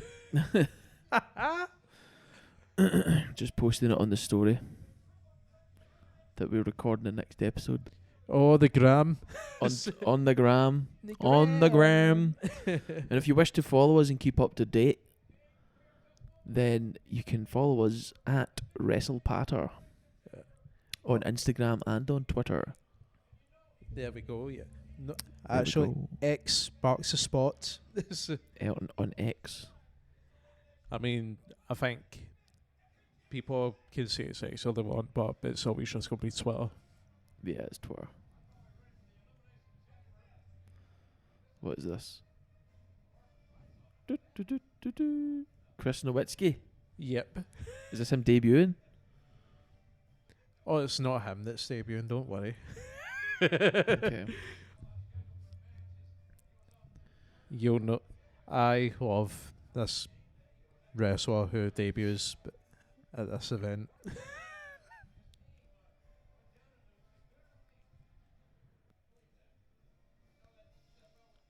Was Chris Nowinski like a pure 80s wrestler? Like, or am I confusing him with someone else? I think you're confusing him. He kind of looks like Triple H had a bad haircut. Okay, let's see what this is all about. I don't even know this bit. This bit was in my head sometimes.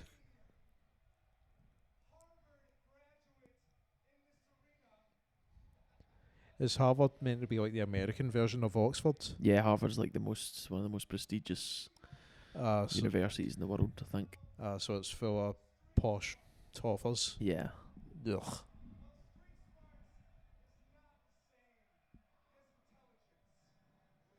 Right, okay, so he's putting into the whole I've got a better education, I'm smarter than you kind of thing. Yeah.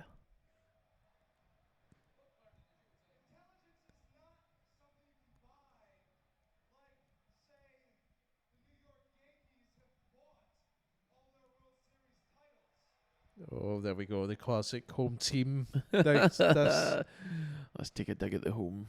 Let's take a dig at the local team. People say cheap heat and it's heat. So, Heat's heat.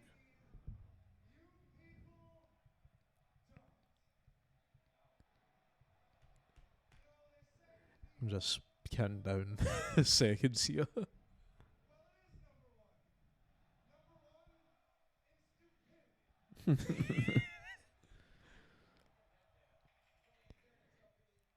Oh, wait.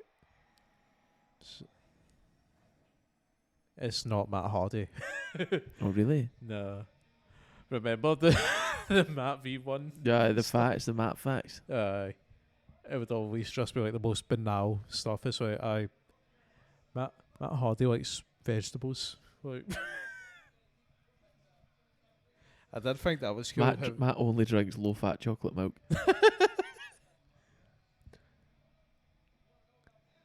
I liked how that was his time. Tron was kind of like a old web player. Yeah.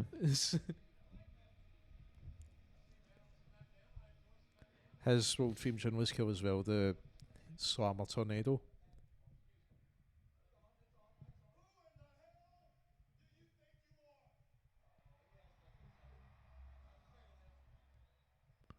He always had good trousers, Matt Hardy.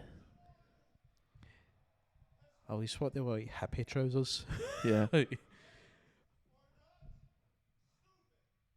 Could just like go on an island with him and just meditate. Aye, in Thailand or something.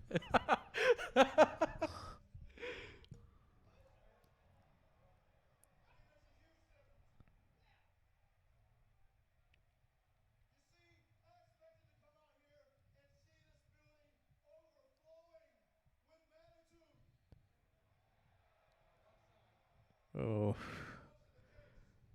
He's always had like the weirdest gimmicks. Yeah, I never understood the whole V1 thing. I didn't get it. I mean, obviously it's just this thing, but I was always like, what does he mean by V1? He's the only version of Matt Hardy that we need. That's what I'm guessing. Yeah. I kinda no, in fact, it didn't. I was gonna say it made more sense than Broken Matt Hardy, but I don't know.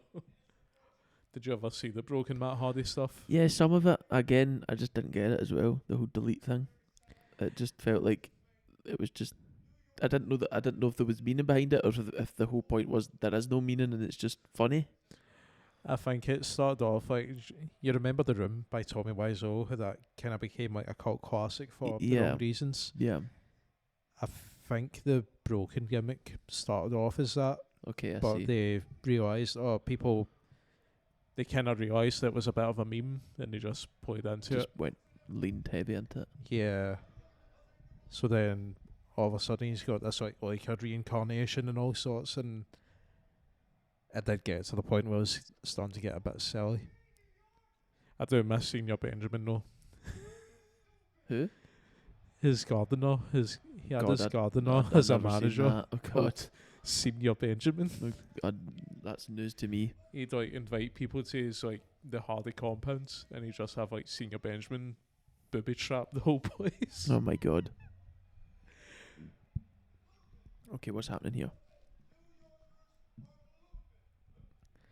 Matt's trying to outsmart the Oxford guy, the Harvard guy. There we go. Yes! Oh my God. the Big Papa Pump. ninth wonder of the world. Oh God. There he is. In all his glory. Scott Steiner. Just, if there was ever a person that summed up the phrase freak of nature, It's this motherfucker. aye. Make room for Big Booty Daddy. The only man who could get away with sunglasses and chainmail. Fucking chainmail. Oh. Scott fucking Steiner. Big Papa Boner. I'm hitting a Big Papa Boner for this debut. Big Papa Pump. I always thought that was cool. See, with the chainmail and like the lights are reflecting off it. Yeah. That was cool.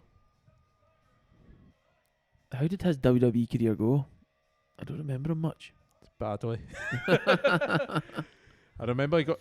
Well, here's the thing. So he got slagged. He got made fun of for his Royal Rumble match with Triple H, where he just hit a ton of suplexes. Yeah. The whole hit a ton of suplexes thing became an essential part of Brock Lesnar's gimmick, Yeah, that's and true. no one gave him crap for that.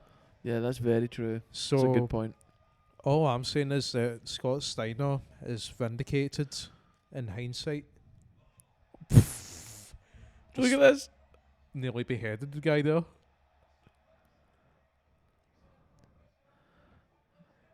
I mean, obviously Scott Steiner isn't going to get on the mic, is he? He's just going to come out and do some beating up. Oh, you need him on the mic. I think it's going to be unintelligible nonsense, but it's going to be entertaining. It's gonna be unintelligible. It's going to be exactly what you want. Did you ever see the? There's a promo that he done where he buried the whole TNA roster. Really? He would go, Scott Steiner clearing the ring. That's what you want. Lewinsky gone. You want him just being on a pure rampage. Like, Who's going next? Oh, he's picked up Matt Hardy. He's pressing Matt Hardy. Throwing him out the ring in Lewinsky. 100% natural. Doing the Trying to press say ups. that with a straight face.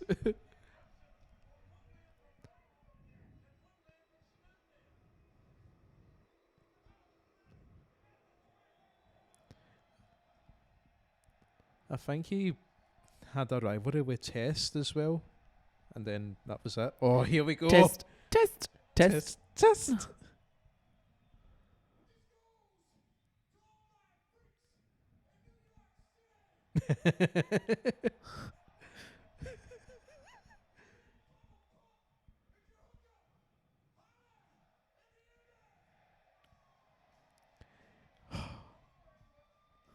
Such a cool guy, man. He's like a pure, know how those over the top 90s action heroes. Yeah. He just reminds me of one of them. Like, He's just up to fuck here, isn't he? aye. I mean, there's no way he isn't. Look at the fucking size of him. Pure juice to the girls. He is fucking... Look at that. That's like he's put an anvil in there. Like, I wonder if he's like tore his bicep and it's like, I don't know. It looks like he's... I've heard that when you tear your bicep, it goes like that. Do you know what I mean? When you tear it and it heals weird, then it goes that weird pointy way. I think it's a lot more than that, to be honest. I think he's just... What was it? Sorry, just getting an important email there. Right, I need to go to the toilet before the Elimination Chamber match. Sorry to leave you. That's okay. I'll be back shortly. This is Jamie here with the hot tag. And as you can see, the Elimination Chamber is finally descending to the ring. You might notice this, that it looks a bit different than some of you kiddies might remember this modern chamber. There's no foam padding, it's all steel, as you can see right here. These 6 superstars, they had no idea what they were getting into with this match. Oh, and we're cutting backstage to Shawn Michaels, who is sporting probably the worst haircut I've ever laid eyes on. He kind of looks like a Chip and Dale dancer.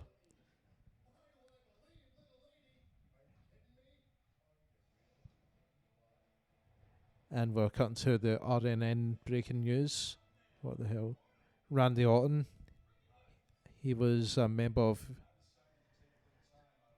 Jeez, oh. Sorry, I'm just taken aback. Like, it's been so long since I've seen Randy Orton with hair.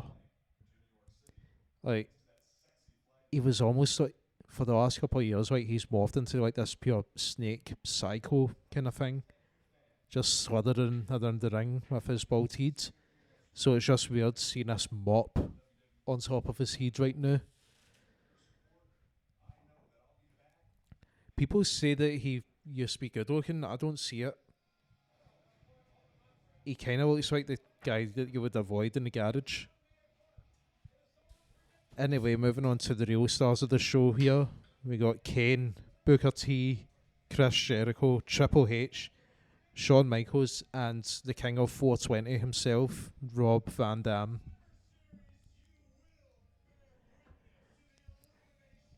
So yeah, the Elimination Chamber is in storyline terms the brainchild of Eazy-E, Eric Bischoff.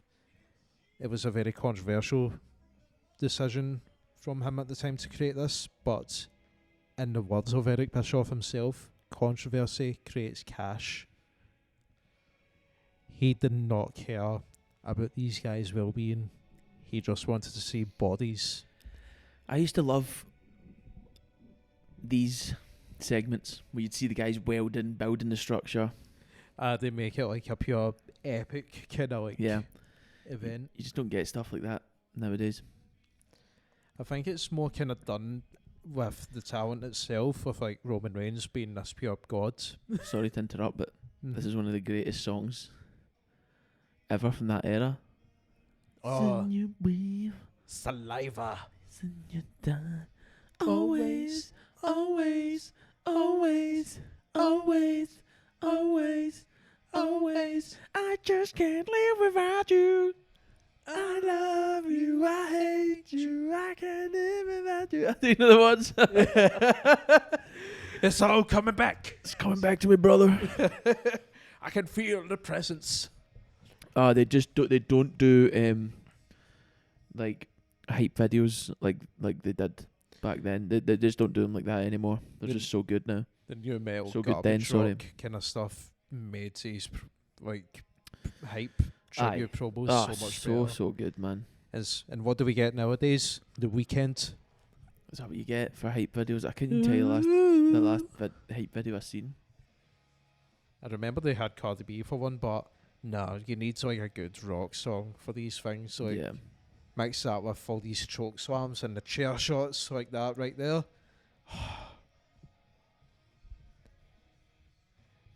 So good. If you can, I don't know what to make of Chris Jericho's beard. Yeah. It's weird and it's quite puby. Has he never heard of like beard oil? Not back then, man. No. There's a reason he never grew it back up. There was none of that hype. There was none of that hype back then. Really? Beard oil? Well, I mean, there probably was, but like, it probably wasn't until like the mid 2010s that started to become the thing, didn't it? Everybody had beards. Beards were trending again. Everyone was like, oh man, you want to get yourself some beard oil? They gave themselves that weird, I don't know what you call it, that, know how that mustache or like curves upwards away from the lip? Look at this man, Triple H without the man stash. Oh, with my favourite championship belt of all Big time. Goldie. Because that's how you know you're a champion, when you're just carrying a big slab of gold around your waist.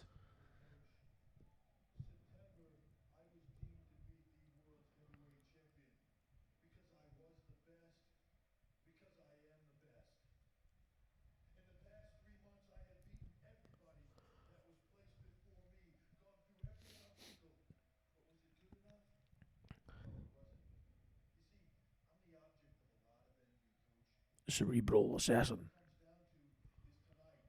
Is he the game or is he the cerebral assassin? Are they one and the same? Are they different? And if so, how? I need this explained to me in scientific detail. They both exist parallel to one another. Look at Coach's watch. Look at that.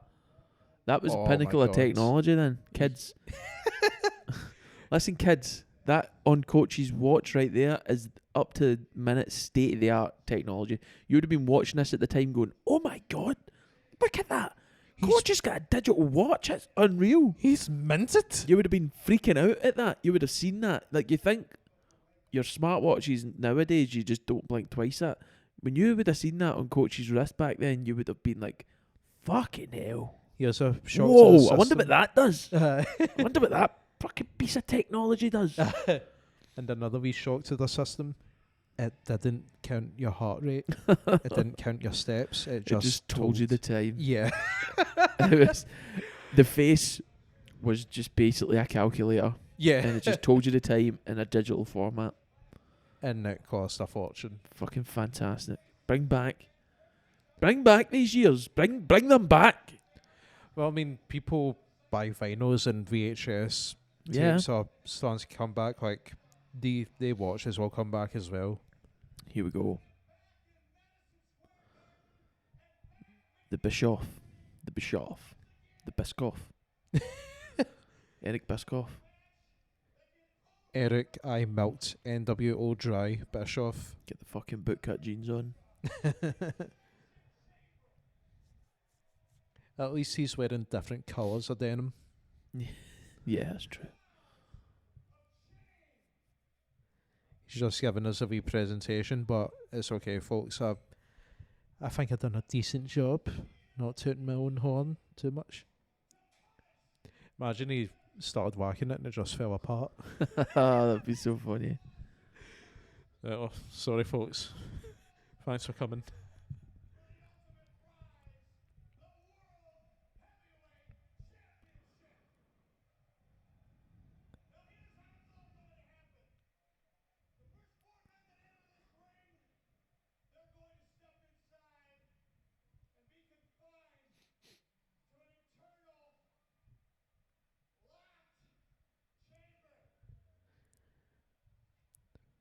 Oh, the behind the plexiglass. Oh my god! I don't even mean that. The bulletproof. Wait a minute. Bulletproof plexiglass. Is that even is that possible? I'm going to Google this right now. Yeah. I think we should. There is no fucking chance. Want to know what would be a good addition to this podcast? What? We get Alexa and we just use her to fact check ridiculous claims like bulletproof plexiglass. Well, it's saying here online that plexiglass can be bulletproof. Sorry, there's a lot of words that play here. Plexiglass can be bulletproof, yes, depending on the thickness and the type of round. Us Scottish folk, we talk in very simple terms. Anything more than 3 syllables is very difficult for us. But let me tell you, I can fucking 100% assure you that plexiglass is not bulletproof. Fuck me, definitely not. Look at that. Well, of course, It's thin. Of course, it's going to be said that it's Eric Bischoff that's saying it. The guy's a pure snake oil salesman. He has a forked tongue. Steak oil salesman. Here we go, turn of the century, Y2J, back when he was good. Oh.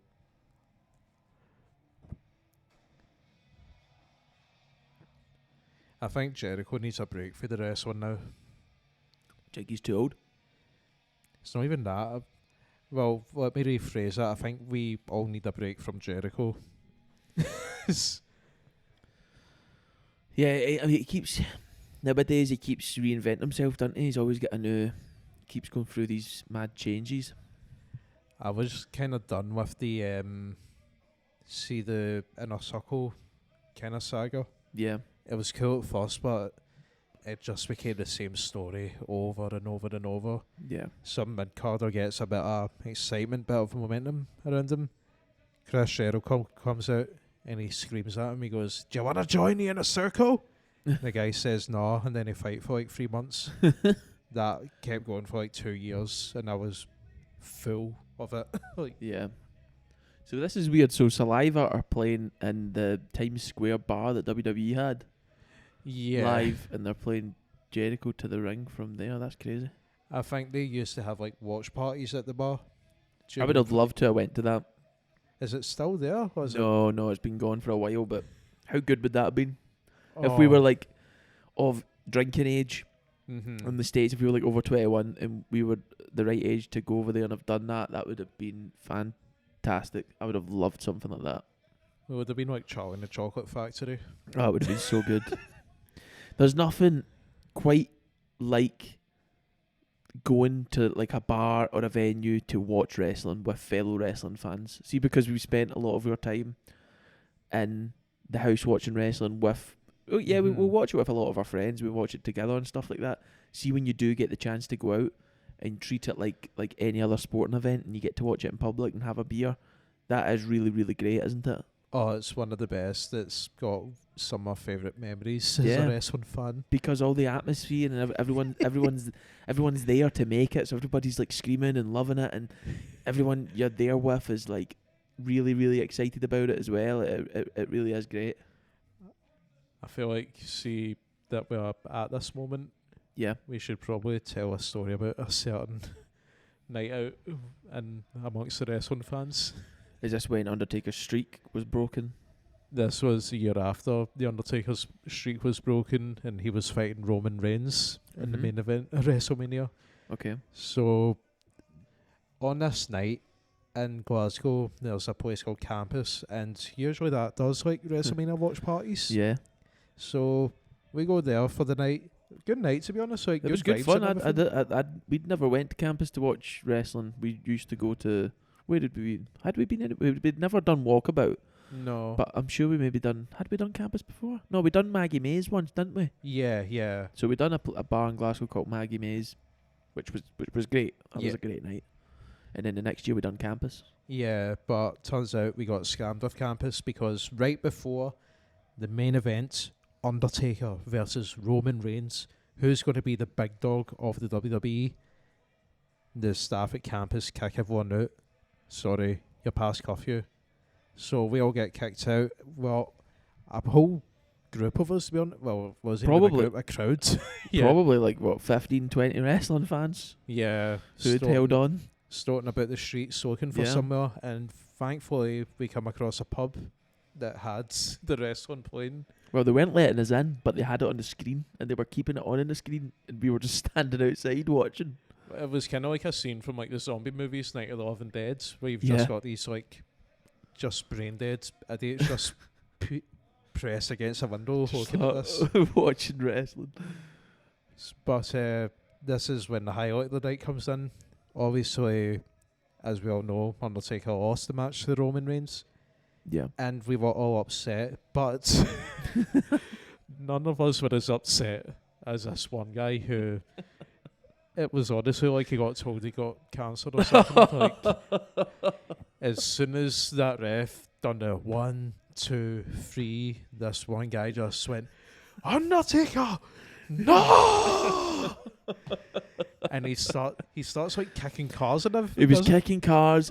I remember turning around. He'd kicked like a car or two, and I remember turning around and being like, "What the fuck? This guy's losing his shit." And then he was on his knees, Crying. I like gripping like a t-shirt or something he had in his hands, going, "No, no!" Just screaming. Aye. It was We it were was quite a sobering moment. Well, we were trying to keep our distance, but at the same time trying not to laugh too much. Yeah. I just Oh. remember like him on the ground and other wrestling fans are going like, I know man, it's a shame, but it's alright, we got the memories. as, if, trying to console this guy, man. as if like a relative had just passed away. And I just remember after he calmed down, he just stood up, raised his hand to the air and went, Undertaker, love you, big man. And he just walked away. Honestly, We'll have one of the nights. wild, absolutely wild. And the nights, it's always funny when you're not that person having that night. Aye. Speaking of people having a night, what the hell is wrong with Shawn Michaels here with What this the hairdo? fuck is going on? What is going on? He's got like brown tights on and cowboy boots, Brown tights, cowboy boots with blue H. and he's Just got a wee printed bob on. haircut. This is mad. This is kind of like, know how like, for Christmas you ask for a Game Boy and you get a And you Game get Kids. Shawn Michaels.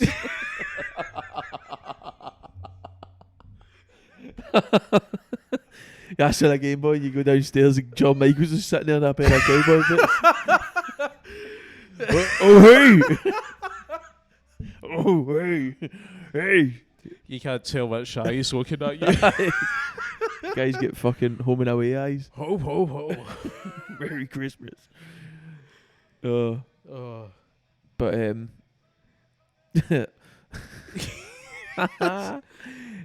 yes. But anyway, back on the WrestleMania patter. If anybody's listening and they're from Glasgow, we are going to be at Walkabout this year for one of the nights of WrestleMania. Not Yeah. sure what night yet. Probably the night that Cody and Roman's on. Oh, you But- mean the night when Cody finally wins? When Cody finishes the story. Yeah. But yes, we're going to go along to that. So if you're going, definitely. I mean, we're saying that like fucking come and say hi. You don't even fucking know who we are, but You don't If even you- know what we look do you like. know what the fuck we look like? But Just walking up to people, hi, we're for wrestling part. standing up, steaming like that. We've got a podcast. We've got a podcast. No, but if you're going, if you're thinking about going, and you've never been, or you don't know what it's going to be like, or you're nervous or you're anxious about going, don't be. Just come along. Everybody always gets on. It's always fucking great. It's not the same atmosphere that you get at football games or any sporting events like that. It's very, very, very different. Everybody's really, really nice. I've never seen any trouble at watch parties of you. No, the Scottish wrestling community is brilliant. Yeah, I've never seen any trouble whatsoever. Everybody always gets on. So if you're thinking about it, or even if you don't have anybody to go with, just fucking go. You will meet friends, us included. You will meet people there. Yeah. You'll have the best time ever. Just go. I feel like I think that's one of my favourite things about growing up in Scotland. Just like, do you think it kind of it came about because like wrestling was always seen as like the weird thing during Oh, definitely. the I mean, school years? So that's how we. Oh, I mean, that's how me and you met, but that's how majority of all of our pals met. It was through wrestling. I honestly don't remember how we met. I don't remember how I met anyone in the group. I think I just showed up one day and went, "Hey, does anyone else like the Undertaker?" I can assure you it was definitely through wrestling because we all used to backyard wrestle together. I remember that, yeah, but I just don't remember the specific. Yeah, like the actual, yeah. But no, I definitely would say it is because of that. And I think when wrestling fans are together, there's that element of brotherhood. Yes, we all get on because we don't, we understand, we get it. Yeah. Whereas when you were younger, you couldn't let all your friends know if you liked wrestling because you could be ridiculed for it because it just, I don't know how it is everywhere else in the world, but in Scotland especially, it used to be the case of like if you liked wrestling at school, you would more often than not be ridiculed, bullied or whatever. It wasn't seen as the cool thing to like. Maybe when you were really young, it was a cool thing to like, but when you became older, it just wasn't. You had to. I just remember the main insult was always, "You watch wrestling? What, are you gay?" Yeah. Jokes on them.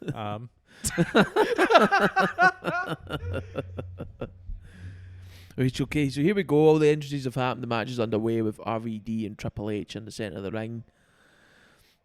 In the corner of the ring, RVD lighting Triple H up a bit.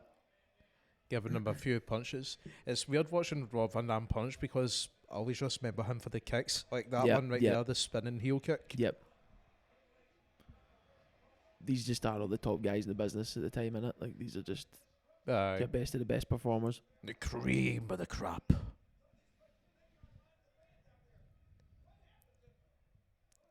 I wonder if this was the first time, probably would have been, this is the first time the wrestlers have ever got a chance inside the cage. Like the Elimination Chamber. I mean, they probably seen it that day when they showed up.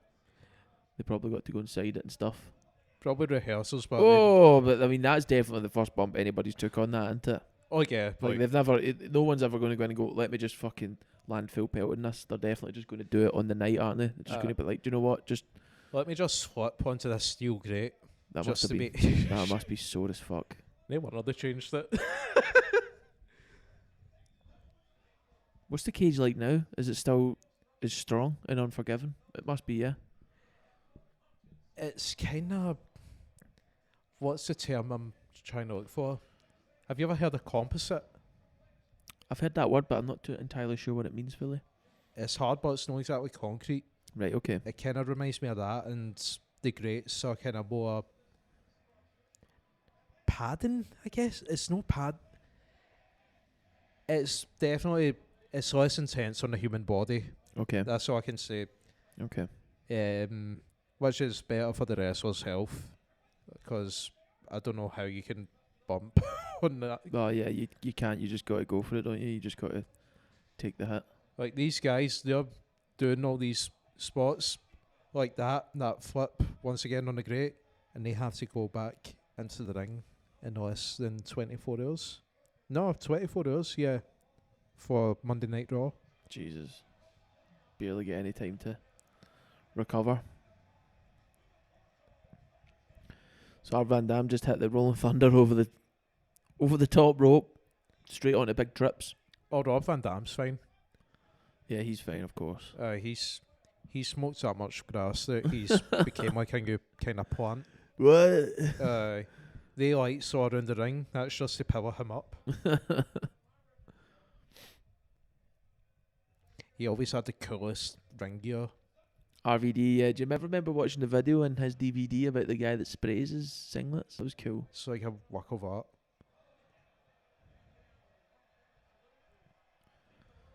Oh, here we go.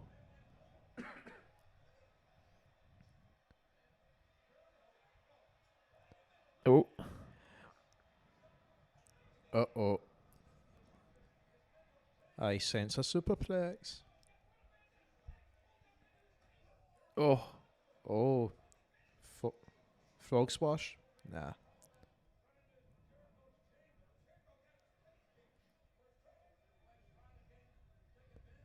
Speaking of which, the men's chamber this month.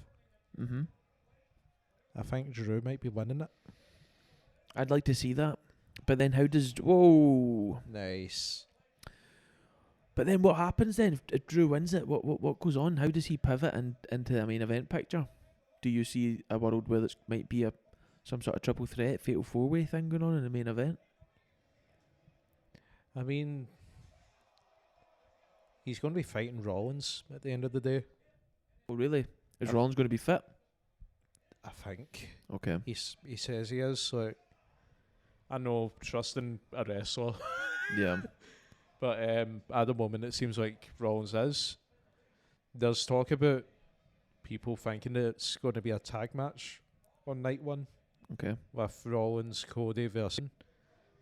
But the winner of the Elimination Chamber match is going to fight Rollins for the title. So Okay. I don't know how it's all going to work out. It's going to be interesting. It's going to be an interesting this year. It's going to be a really interesting year for WrestleMania 40th anniversary. Yeah. Here we go. Clock's counting down. 1 second to go. Who's it going to be? Who's first in the chamber? Who's first out of the chamber? Jericho. Jericho. Straight in. Take now by RVD.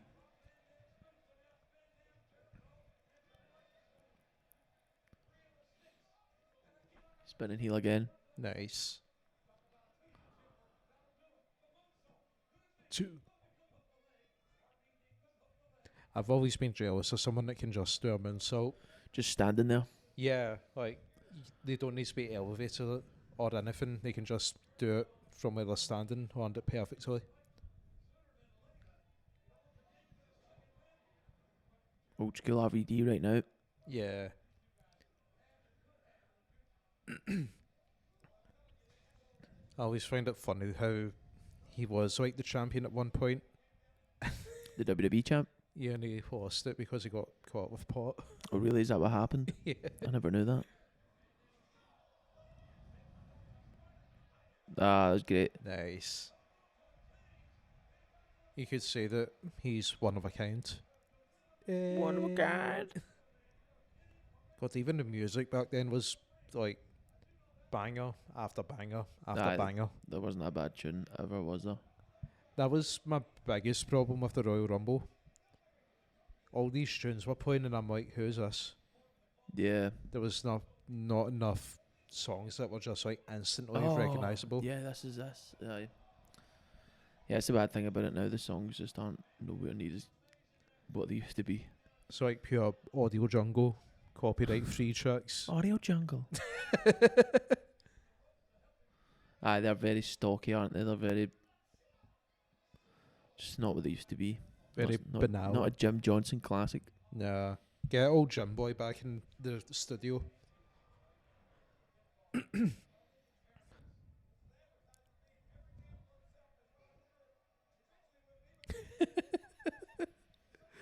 Sorry, it's the way Triple H is selling right now.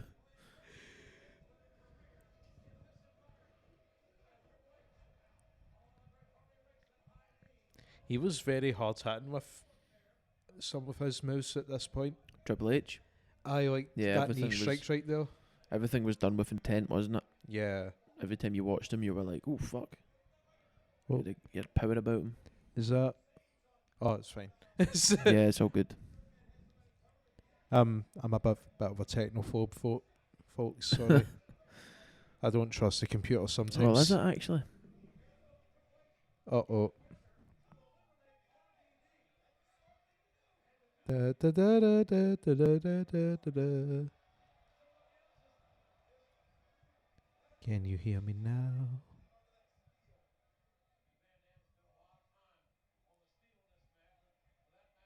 Oh. Oh, it's just kind of It's buffering. been recording, it's just freezing. I think. What happened when you'd seen it? It was, see that thing where it was just kind of like the straight line, like what it's doing right now? Yeah. That was it, yeah. Should I pause the event? So, Rob Van Dam and Jericho. Well, Triple H and Jericho teaming up on Rob Van Dam. As you can see. Rob Van Dam, babyface in peril. How's he going to get out of this, folks? It's okay, yeah, we're still recording. It's just buffering to catch up. Yeah. I hope we'll figure it out at the end. If we've wasted our time recording this, then so be it. Yeah. So okay, we're on in here, folks. Yes. Got that goatee, I just want to pure yank it. I know, it's so goat-like. Yeah.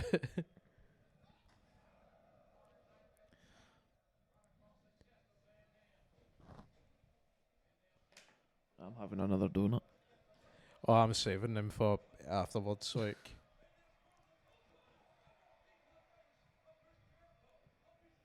Kane just chilling in the pod there. I always thought Kane was a bit of a finite kind of character. There's only so Yeah. much you can do with the silent masked monster.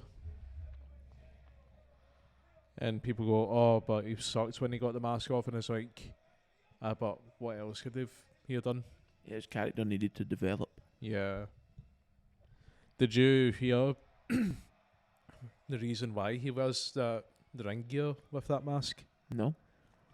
So this was on the Stone Cold Broken Skull session with Kane going Jacobs, as people know from his real name. Mm-hmm.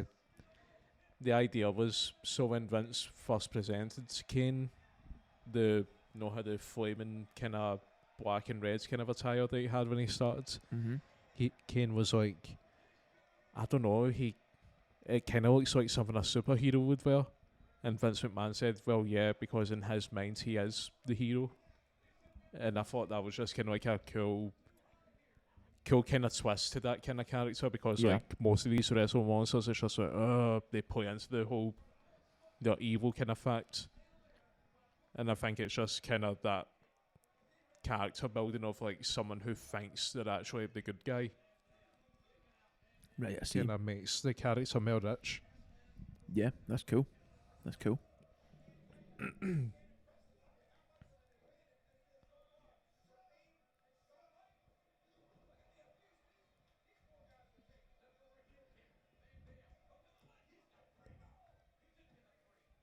Booker T before his King Booker run. Which as well. I liked it at the time when it first happened, but after a few weeks I was so sick of King Booker, it was unreal. Really? Yeah. When I was younger, maybe now look like it more, but I just used to hate Sharmell coming out and going, "Oh, hail King Booker!" But do you think that was the intended effect? I think so. Yeah, obviously it was to annoy you. Yeah. It's good. a bit like when Vicky Guerrero comes out and starts screaming. Excuse me. Yeah. That's true. I Oh, there we go.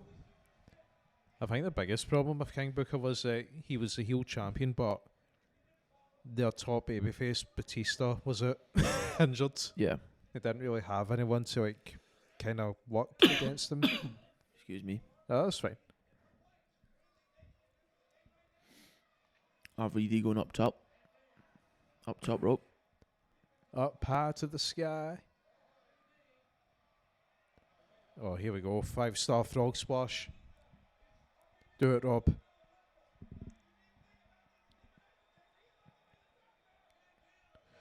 Rob Van Dam.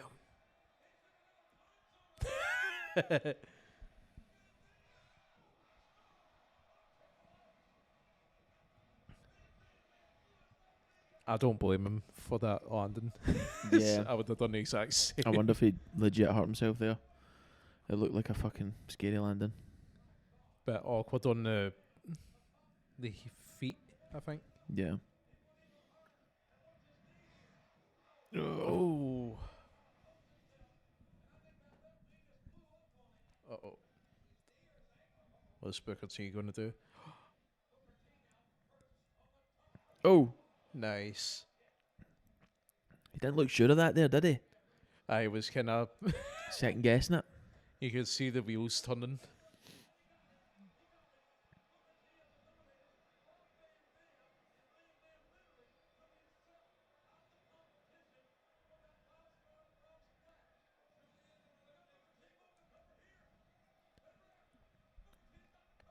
Oh, good old Daryl.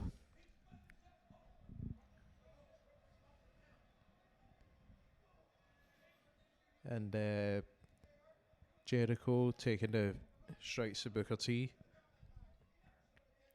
I actually I don't remember that being a rule, unless it's been changed after the fact. But did that rope break really count in the Elimination Chamber? Yeah, I'm not sure on that one. It's a bit. It's a weird.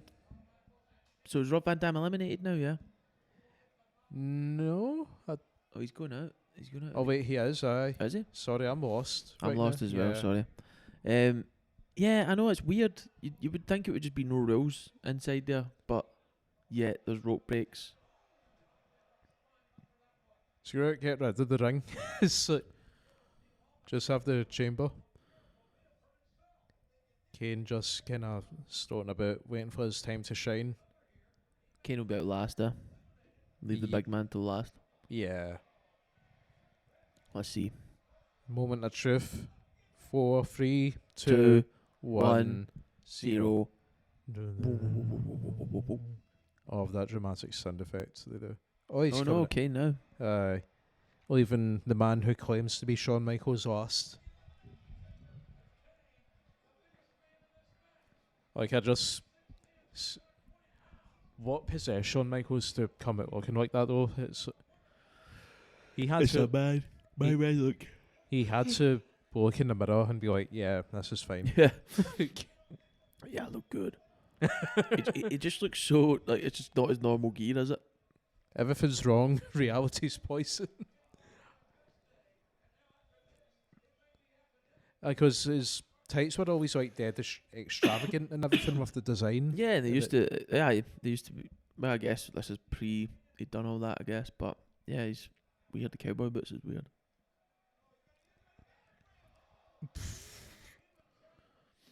Like a human javelin.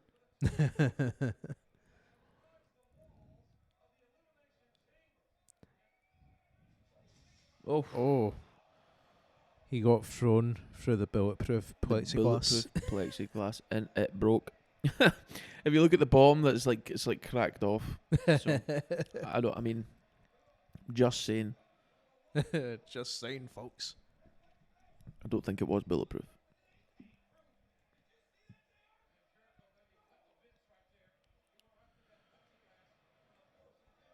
That's a good bump for trips.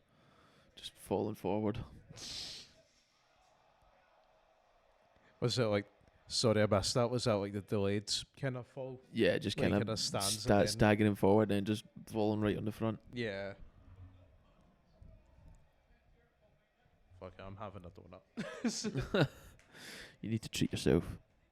I know.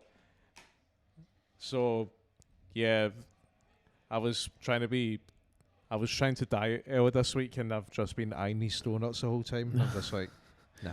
You need Let's do to it. have a little midweek donut. If anyone asks, I'm bulking. Yes, that's exactly it.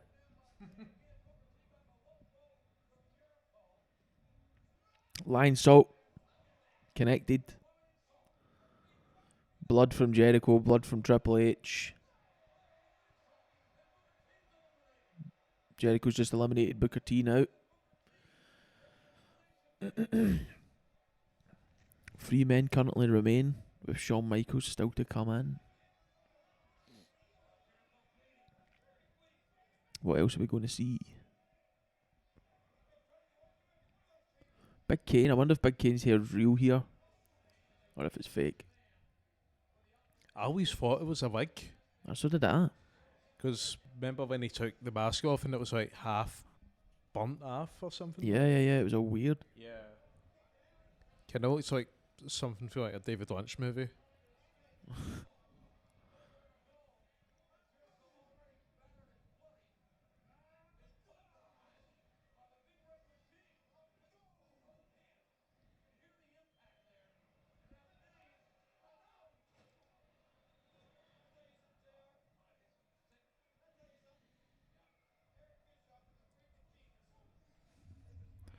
Tripp's getting battered about.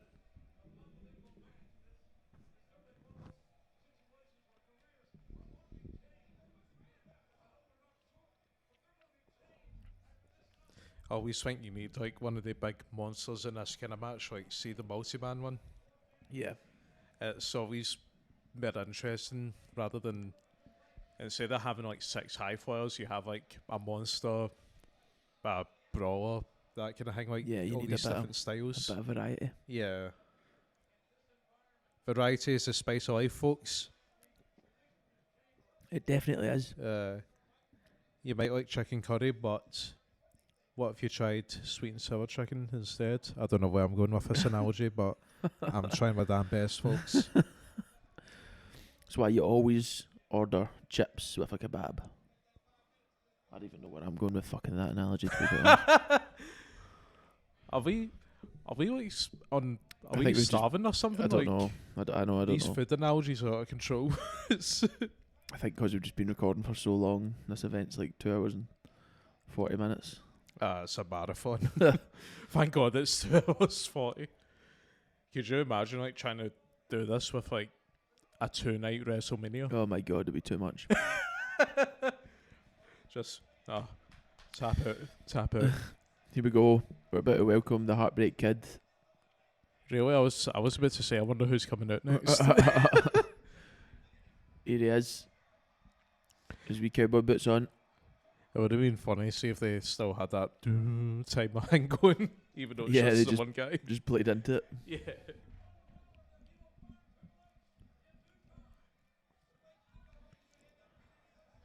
Thank God he grew that hair out. Who's Sean? Yeah. There's just, it just doesn't look right at that length. This is all the classic Shawn Michaels moveset, isn't it? Do you know, I never realised in that era, so whatever that's 2002, right? So 2002 all the way up to like maybe 2006. When I was watching this, I never realised that Shawn Michaels had been wrestling since, what, 90s? 90s. The 80s? He was in the 80s, yeah? Yeah, he started in the tag team with the Stone Cold Killer, Marty Jannetty. So I never realised in this era that he'd at all. Well, this is after he came back from his self-imposed exile. How long was he on exile for? So he broke his back, he lost his smile, went away, he found God, and then he came back. Here's the interesting thing about people that find God. So we went to different schools growing up. Yeah. I went to a Catholic school, Mm-hmm. and a lot of the guests, because we are these ex-bouncers and drug addicts and like just scum of the earth, and the story was always the same with them. I was a horrible prick. I pushed everyone away, and just when no one wanted anything to do with me, God answered. And it's like, that's no God, that's your conscience talking, mate. Like, so yeah, it's cool that Shawn Michaels, like, he found God, that whole thing, but He just grew up. Finally. yeah, after all the horrible stuff he done back in the 90s. So when, what, how long was he away for when he disappeared? So he disappeared. He wasn't there for 2000. Mine's all again by Jericho and Kane. In 1990, it was either 98 or 99. He just lost the title to Stone Cold after Mike Tyson screwed him. Kane's eliminated. Kane's eliminated? Yep. Kane's out. Damn. That leaves Jericho, Triple H, and Shawn. Oh! Nice clothesline. I'm sorry, but just what was Shawn Michaels thinking putting on them boots? Do you think he was in a rush? I really don't know. They're not even like wrestling boots. They are legit cowboy boots. They must be fucking so. That must be sore. Like that must be like. When you think about it, there's no like cushioning. It's just like straight like sole. I wonder how he's not sliding about the ring with them. Like, do you think that's what he was going for? Like this whole, like, a cowboy kind of gimmick? Could have been. It really could have been. Like Butch Cassidy or something. Butch Cassidy and Sundance Kid. He was always a great seller. It's Sean. oh yeah, Yeah. love a good seller. Of course, none of us selling will ever top that match with Hogan at SummerSlam. Yeah, that was special, wasn't it? Yeah. Was that because they'd fallen out about something in the back? So the idea was Hogan wins match 1, Shawn wins match 2, and then whatever afterwards. Hogan basically said, "Oh, brother, can we do match 1? Well, you know what? I'm going to sell so good. I'm going to just make you look ridiculous, mate." Brilliant. Which birthed one of the... Would you say it's an infamous wrestling moment? Or more famous wrestling moments? Just him going into business for himself at SummerSlam. Sean? Yeah. Yeah, I'd say that's infamous, isn't it, really, Alan? If you're a wrestling fan, you must know about that. You must know about Sean just going over the top for help. I think it was great. Good on him. I just love how he's given us like cartoon character kind of performance and Hogan's just played it straight. Yeah. Yeah, brother. I'm sure in a couple years' time Hogan will say, "Oh, it was my idea." Yeah, I know. Sounds like Hulk.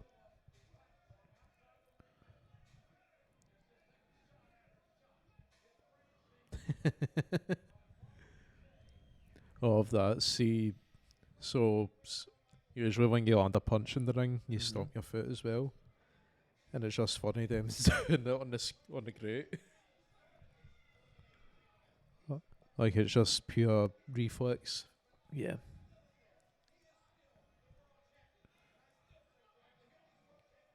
Shawn Michaels got some color, brother. But I've always never understood that. Like, how do they hide it? The blades. Yeah, like how do they get it in there without people knowing? Usually in their tape. I've seen guys that tape it onto their tape and then they know where the wee bit is and they just peel it. And then they've got a wee blade there and they'll just cut themselves. And then the ref will dispose of it. But would that not cut into the skin because like you're taping that really tight? Nah, because they tape their wrist first. Oh. Fully tape their wrists. And then on top of it, say like get a little bit of blade, Yeah. put it under the tape and then just tape it over on top. So it could be on top of the wrist or the bottom of the wrist, whatever. And then they'll just know that little piece of tape, if they peel that back, there's a blade there. Yeah. So then they can just peel that back and get into it. So it's layered. Yeah. And then I think like the ref usually will dispose. Or who knows, sometimes maybe the ref will have a blade on them and then the ref will kind of leave it lying somewhere or drop it. You could pull it out of his pocket and just drop it and then the worker knows it's there and can just grab. Yeah. The brainchild of Eric Bischoff.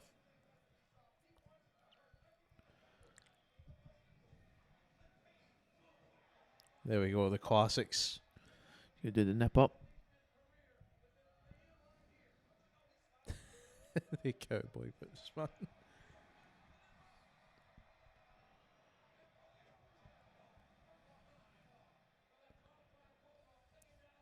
I will say, see wrestling with long hair, pain in the neck. Is it? Just get in the way. I like you struggle to see most of the time. It's really good for punches though, isn't it? Oh, it's great for punches You're and getting punched, you can fucking really make shit look good. it probably looks great. I mean, like, see right now with the way Jericho looks, with the hair flying everywhere and everything. Yeah. Well, it's good when you're watching it, but see when you're the one with the hair. Yeah.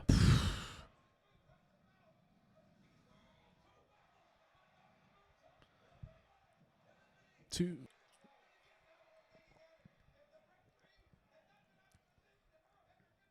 Uh-oh. Sharpshooter. Oh, what was that, Jericho? So you think about it, all the top guys in this match had long hair. Yeah. It's mad, I think, isn't it? do you think after Austin left, they were like, yeah, no more bald guys? We can't be doing this baldness. Reminds Vince of him too much.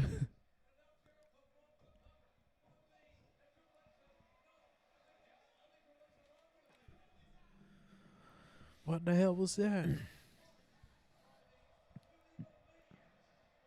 Crack's beginning to show. I'm pretty sure they had legitimate beef backstage. Oh, really? Just like, obviously Jericho wants to be everyone wants to be the main eventer in wrestling. Like, why? So I think that was the issue kind of thing. Yeah.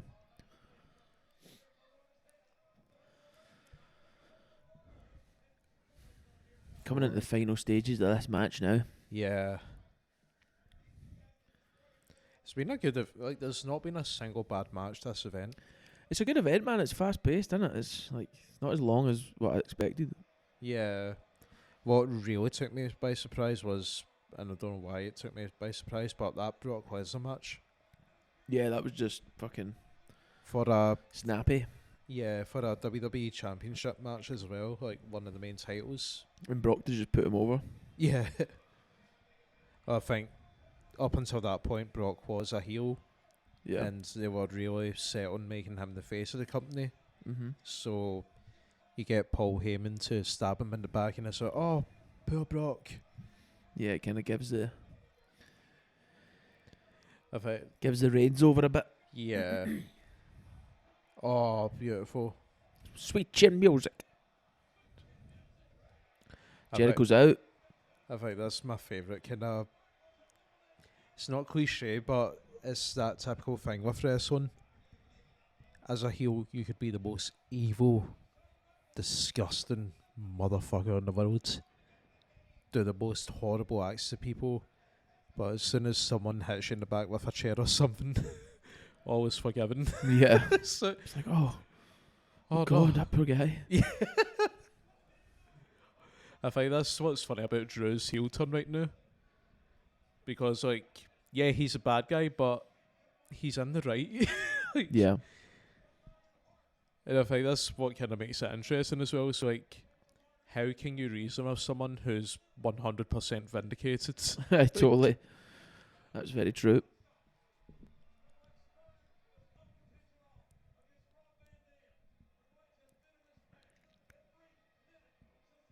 So what's this match for? Is this for something? The World Heavyweight Championship. Oh, so it is. It's for Triple H's belt. I forgot Triple H is a champ. Yeah, they teased a DX reunion earlier this year, and then Triple H just took the sledgehammer to Shawn's back, just pelted him with it. I don't know how they got away with that, to be honest. But yeah, it's an intense feud which wouldn't actually end with this match. It would continue once more until Armageddon. Armageddon. And 2 out of 3 falls.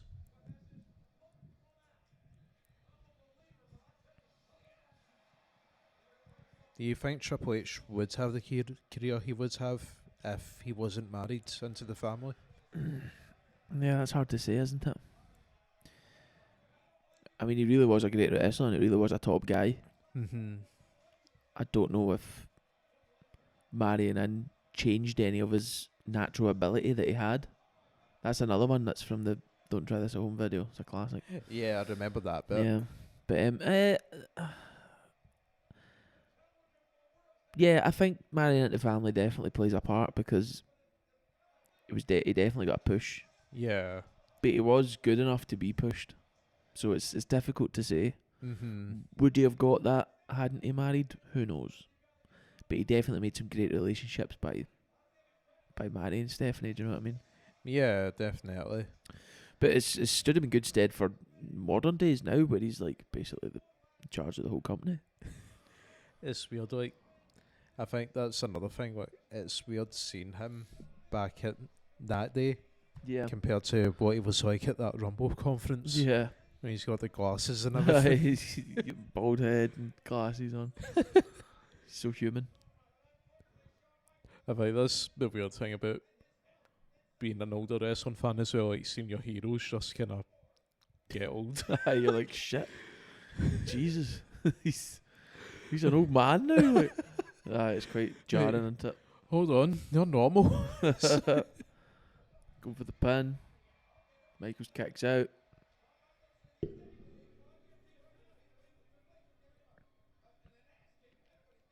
He's giving him an ass kicking. That's what he gets.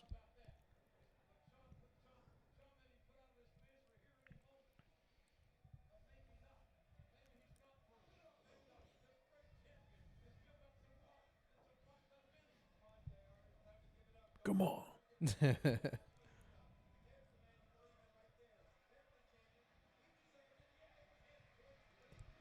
Can the boyhood dream come true once more? I don't think so. I'm not sold on it. Is that just because of the cowboy boots? Is it? You don't give a guy with them cowboy boots on the strap, do you? Now you sound like Eric Bischoff with the whole Sting story. Aye, he had a weird tan, so aye, couldn't really give him the belt. All right, Eric. Shawn Michaels just been decimated now Uh, by big trips. This is the heat, brother. The cerebral assassin. I have to admit that's one of the coolest promos ever. See when Triple H kind of Hell no. Oh, Aero. never change. Aye, but see what was it? The promo where Triple H he goes off on JR and he says like, "You tell me how to play the game? I am the game." So Brilliant. yeah. The best promos always seem to come from like the people that have a chip in their shoulder. No, yeah, definitely. It's probably why CM Punk has always been good with promos because he's always got a chip. He's always raging about something. There's always like a machine or someone to rage against. What's happening here? Sean's going to go up top, is he? Wee elbow drop, is it? The elbow drop. Imagine he just done something crazy like a shooting star.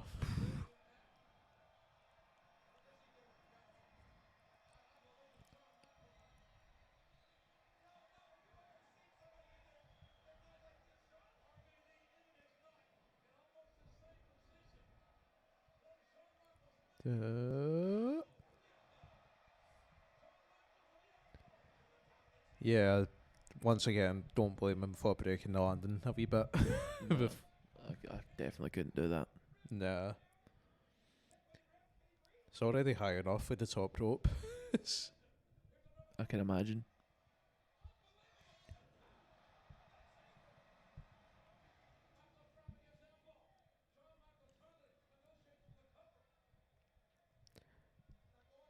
It is crazy to see like how these were the top athletes in that day, but now you've got guys like Kofi Kingston and that who are just like,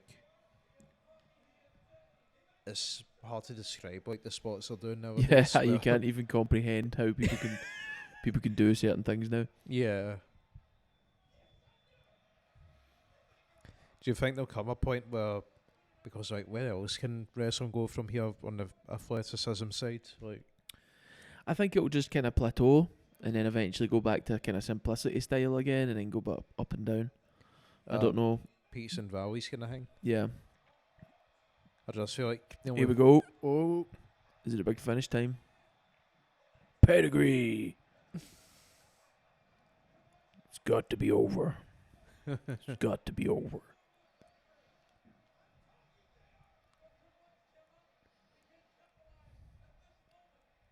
You can do it, H.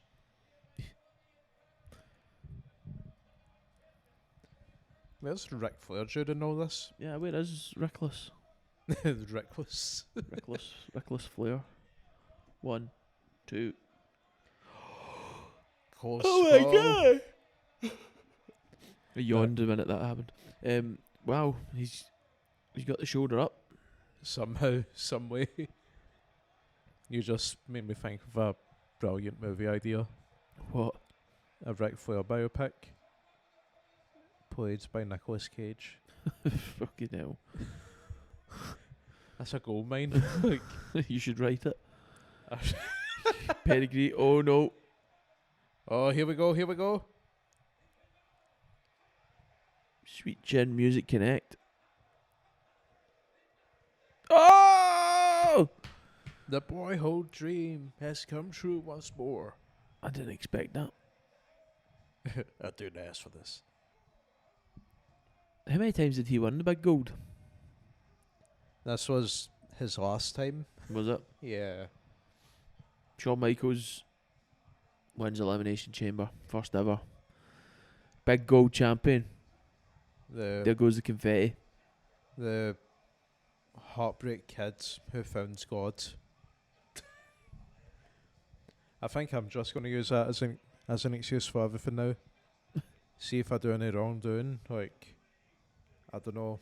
If I wrong someone, I can just be like, it's okay. I found God now. Like all this confetti. I used to love when they do that. They used to put confetti out. Yeah. That's AEW cool. still does it, which is really cool. Do they? Yeah. Yeah, that's cool. Although it's kind of weird because they do it during Dynamite and stuff like that. They just random effects. Get the confetti out.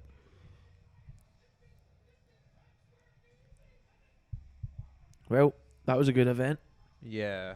I enjoyed it. Classic. Ruthless aggression era. Best in ring era. Yeah. Fight me if you disagree. Yeah, a great time for wrestling, definitely. I'm only joking. I'm a lover, not a fighter. And I definitely didn't mean to challenge Brock Lesnar to Mortal Kombat. Brock, if you're listening, he didn't mean it. Takes it back. That's, yeah, I take it back. I say with what's that you call it? The Keezies. Keezies. Is it It's Keezies? Scottish, yeah, Keezies. If you're not from Scotland, I've got my fingers crossed. That's yeah, it. you mean you've got your fingers crossed. You're in Keezies. Fuck, even knows what Keezies means. Oh, it means I don't mean it. Fight me, Brock. I'll me, take Brock. you down once and for all. I'll do what Frank Mir could never achieve. Anyway, if you've lasted this long, thanks for tuning in. We've had a blast. We're doing alternate commentary for Survivor Series 2002, the first ever Elimination Chamber match. You'll have to forgive some of my dead there. I've been having a 2-hour wrestling match with my microphone. Thank you for enduring our technical difficulties, and thank you for listening in. Thanks for tuning in. We hope whatever you're doing for Elimination Chamber in Perth, Australia, we hope you enjoy it. Have the best time. We will see you next time on WrestlePower. I've been Big Chris. This is Jamie Moon. Signing off. Take care. Hasta mañana, Hasta la vista. baby.